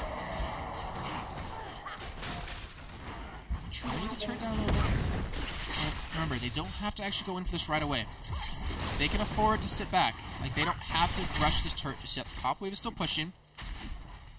They can just get damage in here and there. And when someone backs out to defend that Nexus turret... Oh no, Charu actually getting caught here. Flashes out, doesn't get anywhere with that. The Muff ultimate used on that, he goes down. And now Meteor Maker's forced to back away. Fantastic job. Set for one ultimate. Macker getting caught right now. We even see Jarvan coming in, the Doma key, and that just locks it down. The bullet time comes in, and that is their combo. Fantastic job by them. Double kill over to Celavar. And that might be the mistake that cost the game for Meteor Makers. Yeah, they were able to get the top inhibitor, but losing 3 members right there, they might even be able to rush Baron on you. Wow. Just great job by them to have this ward down right there and say, hey, Charo's out of position. Let's use everything we can on him, kill him, and then just get the rest of the team. Because they knew without Charo up, without his ultimate available, then they could pretty much take those fights. Not to mention his damage. With that Void stuff, I mean, he's sitting on 471 AP at this point. Like, his ultimate is just going to shred through Anexis. It's a great decision by them. Great split-second decision to turn that around. How to get Womboed featuring Anexis. That is true. So we do have Malphite now, very tanky. With that bullet time that came across, was just phenomenal by Celavar. Just had that last one on top of that. Wow, my camera looks terrible right now. Let's have that Last Whisper and the Black Cleaver. So the armor that Nature Maker's going to have isn't going to mean too much. And I'm curious to see if he's going to continue to go the caster build. Maybe go Eye Edge next. We do have a ward going down onto Baron from Nature Makers. They do have an Oracle yet again. We do have one over to Leo from Korea, though. And now I think we're going to be back to that point where it's going to take another 15 minutes for another fight to break out because, you know, Anexis got back in the game with that fight. Yeah, they're still down. Not much in gold, though. They're down quite a bit in turrets. If that inhibitor respawns, they push the lane out, then they can easily defend a Baron. Oh, no. Oh, no, Libic. He gets caught in the grass. There's the Malphite ultimate. He gets... I have to be careful with my words, but Libic's going to go down. And that might be Baron for our Nexus. They might be able to go in for here. They did commit a nice ultimate on a Malphite, so that's going to be down. But they actually back away instead. You're going to push out the lanes. Almost caught myself saying a bad word. I'm not at home. I'm not on my own stream. But still, great job by Nexus, baiting him in. Libic, I'm pretty sure he should have known that was coming. But either way, it might have been a good play by him to actually bait out that Malphite ultimate. Nature Maker's 4 men going for this this Baron here. We do have teleport available onto Overpower. He's actually coming in here, and Nature Makers, this might be the play that makes you lose. As a nice Oriole comes in, but the rest of the team, and what are they going to do here? As the Jarvan come in, the Bull type comes across, gets one kill, gets the reset. There's another reset, and that that Kumon, he's not going to escape, and gets another reset over to Overpower, and that is 5 kills in the end for 1 death for a Nexus. Fantastic job of that. They might actually lose their inhibitor here. Oh, but we do see Overpower backing away, so he's going to be able to defend against that. So Nexus, I mean, considering they were behind for the entirety of this game, come back with a gold lead, come back in that fight, and that is the strength of their combo. They're pulling it off perfectly. You get the Baron, you get the gold lead, and they get a lot of gold to spend as well. Fantastic job by them. That was a great play. Now, just so I was talking about taking maybe another 15 minutes for the fight to break out. Prove me wrong. They get the initiate. They save the inhibitor with 20 health. That is unfortunate for Nature Makers. But now, I mean, against a 4-membered up Anexis. Or sorry, a 4-member Baron Anexis. Not sure they can just rush in and take that inhibitor anymore. So what are Nexus going to do? I would imagine they'd want to push the top lane back to defend against that inhibitor push, or the back door that could potentially happen. This Char does have teleport available. I don't think that's actually going to happen. Dragon is up, but you know, at this point in the game, it doesn't really matter too much. Respawn timers are getting pretty long right now, approaching the 45 second mark. And any fight right now for either team, like a very heavy fight victory, could mean the end of the game. You see it for the first time, actually. Overpower does, or not for the first time, he had it very early on, but takes the CS lane. And we can see Mackler, he has a huge lead over his counterpart, but still, look at the items. Mackler doesn't have the AoE presence that, you know, Celavar has with the combo. We do see Jarvan actually going in the bot lane, pops his Cataclysm. Kind of getting caught here, but I don't think they're going to get too much more. They don't really have much damage here to catch up to this.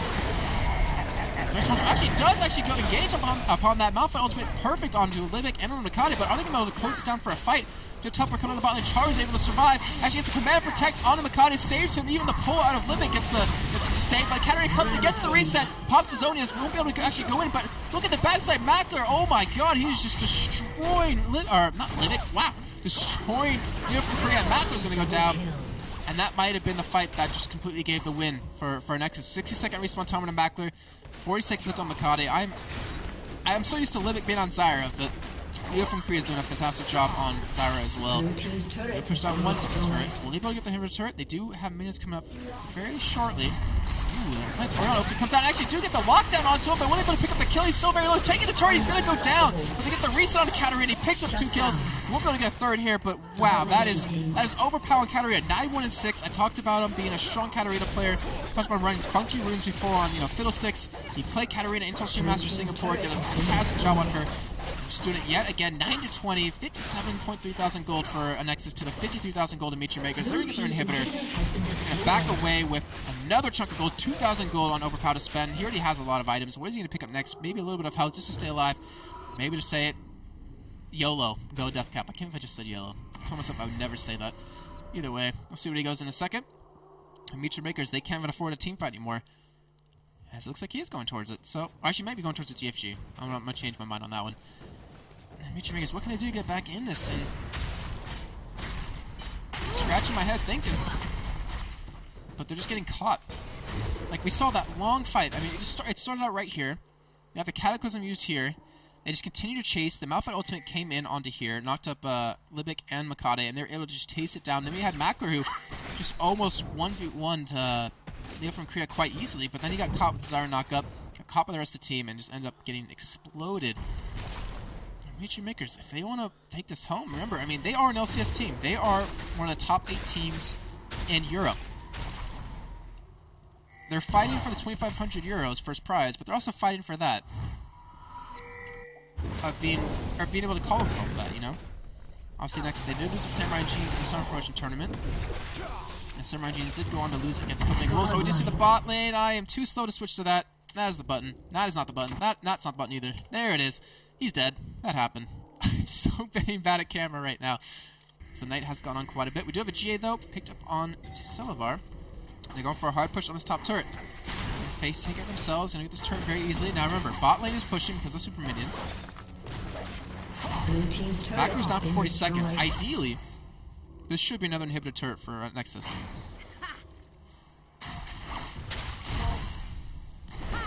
Here they go. They're going to start sieging this down. Makade has his Sephwani ultimate available. And needs to be used defensively here. As you see, this shred is popped. Engage. Look at the turret. Anexis isn't in a hurry right now to go for an engage. They know they're 5 on 4. They know they're going to have an inhibitor down. They have another free inhibitor take. Macro will be up for 10 seconds. Doesn't have Home Guard boost. Remember, he has Distortion. Mage Maker's going to give that inhibitor up. So, 2 inhibitors now down for Anexis. Have a nice lead here. They have Baron coming up at about 2 minutes to a minute and a half. Now, those 2 inhibitors being down, they can take as long as they want onto that Baron. And having a 10-1 Katarina, it's going to make you feel a little confident about yourself, not to mention the GA that's built up onto Selavar. And Mitri Makers, I mean, they had such a solid game number 1. Completely shut down Anexis, even though Selavar had a 3-0 Vayne in, like, within the first 10 minutes. And Anexis shut him down in game 2, but doing it again in game 3 right now. Well, I shouldn't even say shutting down, because the gold lead only just got in their favor, even though they had a kill lead this entire time. Because of the Baron, because of those last couple of fights, they were able to actually take a bigger lead. Kade's going for a Randuin's Omen. Oh, no, he's going to be careful here. Oh, sure, that's popped. If he goes down, this is going to be game. Actually, the Malphite Ultimate comes out, but he flashes it. Great flash from Makade to dodge that. And that is a huge ultimate down for Anexis, but he got caught right there. If Makade got caught, that would have been game easily. Charo down at bottom right now. Mitri Makers are actually being aggressive. They're pushing into the team. I mean, with that ultimate not up, I feel a little bit more confident about their team, but Charo, I mean, he's going to take a while to teleport in. So to be very careful on this. As he's teleporting in, so he's going to be at mid lane right now. Oh, I feel this might be the last fight of the game, guys. Remember, we're tied 1-1 in the series. Ooh. That actually might have been the engage right there if you got the pull. Remember this, we'll go home with 2,500 euros and the title of the champions of the Summer 2013 Raid Call EMS League of Legends season. Oh no, this is not good. Jarvan goes in, but are these going to turn this fight around? It's 5 on 4 right now. The Cataclysm and the bullet time comes across the team. Makade's going to go down. That's the first reset. Wolverine probably picking up, and the ultimate coming out of order. It was phenomenal. And Mitri Makers pick up 2 kills right now. The Malphite comes back up yet again, but the double kill comes. What? Shut down. It comes out of Leo from Korea, but Mitri Makers are going to win this fight. What just happened? That was ridiculous. Zyra with her passive picks up 2 kills, but look at the Nexus turrets for Mitri Makers. They're being pushed down right now. That next turret is going to fall. This one's going to go down. Mitri Makers has to back away. There goes one. They're going to lose a second one here. They're going to have an open Nexus, and who's really here to defend it? They do finally get back, but that is not good now.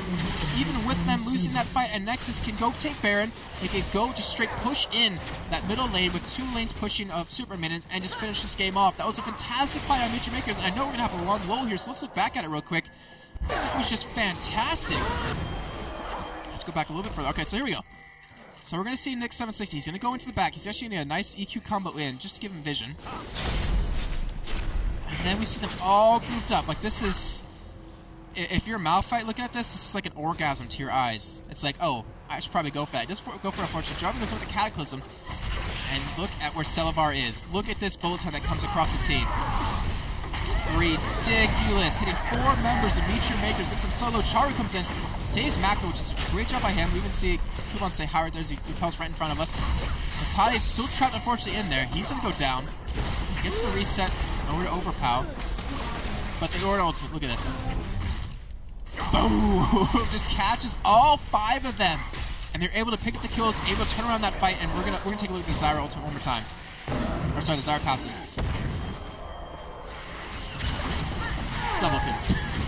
Just I mean, we've seen the power of Orianna before. We did have Anexis take Baron here, but we've seen and the alternate Dragonborn series, the last game of the series where we saw Throne Lord land a freaking amazing ultimate right around here, followed up with the Rumble ultimate at a curb. Like, that turned the game around for them to win. I'm not sure Makers can come back from this. I mean, they do have the bottom inhibitor available right now, but with a Baron up, a Nexus, with pretty much full builds on every single member of their team, how are they going to defend against this? Like, they had to keep someone top lane to defend against that top push. They have to keep someone... Well, they don't have to keep someone bottom just yet, but... I mean, a Nexus can just push in or take that and then push towards middle if they want. Nexus might just... I mean, they only lost the fight. They still might easily be able to have this win. Makers have to pull something off amazing to make this game go in their own favor. And we've seen... I mean, we've seen Charu can set it up. But they're going to need to not lose as many members. And they need to get all their inhibitors get back up. They cannot afford to lose this Nexus or this inhibitor turret. Well, honestly, it doesn't even matter anymore. Like, with their Nexus turrets gone, as long as one inhibitor's down, that could potentially be game. So here we go. Nexus are all bought up. Makers waiting, ready to go. And looks like they will be going topside here to go for that inhibitor. And you know, why not? It's pretty easy for you to take. It's obviously not an enclosed area, so it's not too easy for you to land your ultimate, or your ultimates, but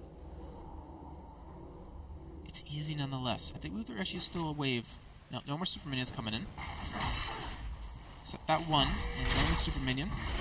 And Nexus. This game's in your hands, guys. You can win this one out. Nature Makers, they can easily... Well, I don't want to say easy come back, but they have the potential to do it. Here we go. GA up on Anexis 760. No GA available for Celavar. Nebek looking for the engage right there. That would have been perfect. Kuban now heading bottom. So how to defend against that wave. I mean, that is a giant wave. They're going to lose that inhibitor if they don't do something about it. Or they're going to lose the top one. Like, there's just a really hard chance for Makers to come back from this. And Anexis played very smart. They're just backing off. They're just waiting. They know if we bide our time, someone's not to leave, someone's not to go down here, and someone's not to defend the inhibitor. And on that moment, we engage. We win. So here we go. So you see getting caught right now. Heavy damage done to Half-Life already. 7G available. Inhibitor still being attacked right now at 1300 life. And here we go. Anexis, this is your chance. 5-on-4.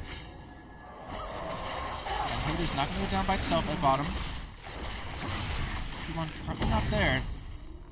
But with pretty much both teams like really far in their builds, anyone can really win these team fights, and that was really shown from that last one we saw. But it looks like Overpower going to head down bottom, and he's going to go for this inhibitor. Let's have teleport available. Wow. Wow, he was dropped very low by Kuban. He's actually going to commit to this. Forces a flash Overpower, and that actually might have been what they needed. Like, just Meet Makers realizing, hey, I could blow up Katarina. We can destroy him. And now Meet Makers, I mean, they have the opportunity to push if they want to. They have their lanes. No, I'm trying to think. Is bottom lane pushing right now? Bottom lane is pushing. Top lane is not pushing. So they have to want to fight in their own base, and if that happens, I'm not sure. It depends on where they exactly are. Obviously, we're going to have a minute respawn timer. Depending on where the fight is, depending on how many people drop from Meet Makers. If they do win a fight, they might be able to push in for the victory. This game is really on a nice edge right now. It's anyone's game at this point. Farm is pretty much dead even minus the 80 carries when Mako has almost 100 CS lead on Celavar. Here we go. What are we going to do? Anexis very hesitant to go in. Mackler just doing just ridiculous damage. And I think if Mackler can dodge the Malphite ultimate, I think Meechmakers will win the fight. He's done it once before. Can he do it again? Oh, the death sentence fortunately just barely missing Celavar, and that might have been what they needed. But they're trying to land that, and if they do, they're going to engage hard. They're going to blow everything they can to kill him. And then blow everything they can to kill Katarina with whatever's left over. Meechmakers staying very spread out. Anexis, your Baron, it's gone. Like, you have that whole time top lane to go for it. Mikade is getting caught a little bit here. Needs to escape. Oh, here comes the Malphite. Shurelius. They have a positional advantage right now. They're getting poked down. The inhibitor very low now. They need to back away. They're actually going to go for it. Oriana comes in, and the Misfortune ultimate gets stopped right away. We see Malphite go to the back line. It does hit Mikade, and we see no one dead just yet. We see, here it comes. Char actually picks up the kill on the carry before he can even get a reset because they're so low. Jarvan's GA goes down. Mikade's dead. You get a nice pull on the Malphite. They're going to pick up. Mackler's not being touched right now, and they pick up 2 kills so far. The Cocoon even lands on a Jarvan. He's going to get over that wall. And the ultimate coming in from Katarina is going to not pick up the kill. And in the end, a 2-for-1 trade for Meechmakers. That was such a close fight. And Charu, MVP right there. I mean, he killed Katarina before he got the reset. Oh my god, I have to watch that again. That was so close. Katarina comes out of Zhonya's right there. Oriana Ball's going to come in and just pop the hell out of him. Oh, and then of course you see Mackler's caught in the Cataclysm, but he's not even scared. He's just attacking away. And just phenomenal job by Char right there. This game not over just yet. Meechmakers not giving up. And we're 15 minutes into this game. 7 turrets to 10 in favor of Anexis. I'm going dirt to camera for a little bit. I want to sit back. I want to relax. 15 to 25 in kills for Anexis. And only a 5,000 gold lead for them. Just reading chat right now. Oh, man.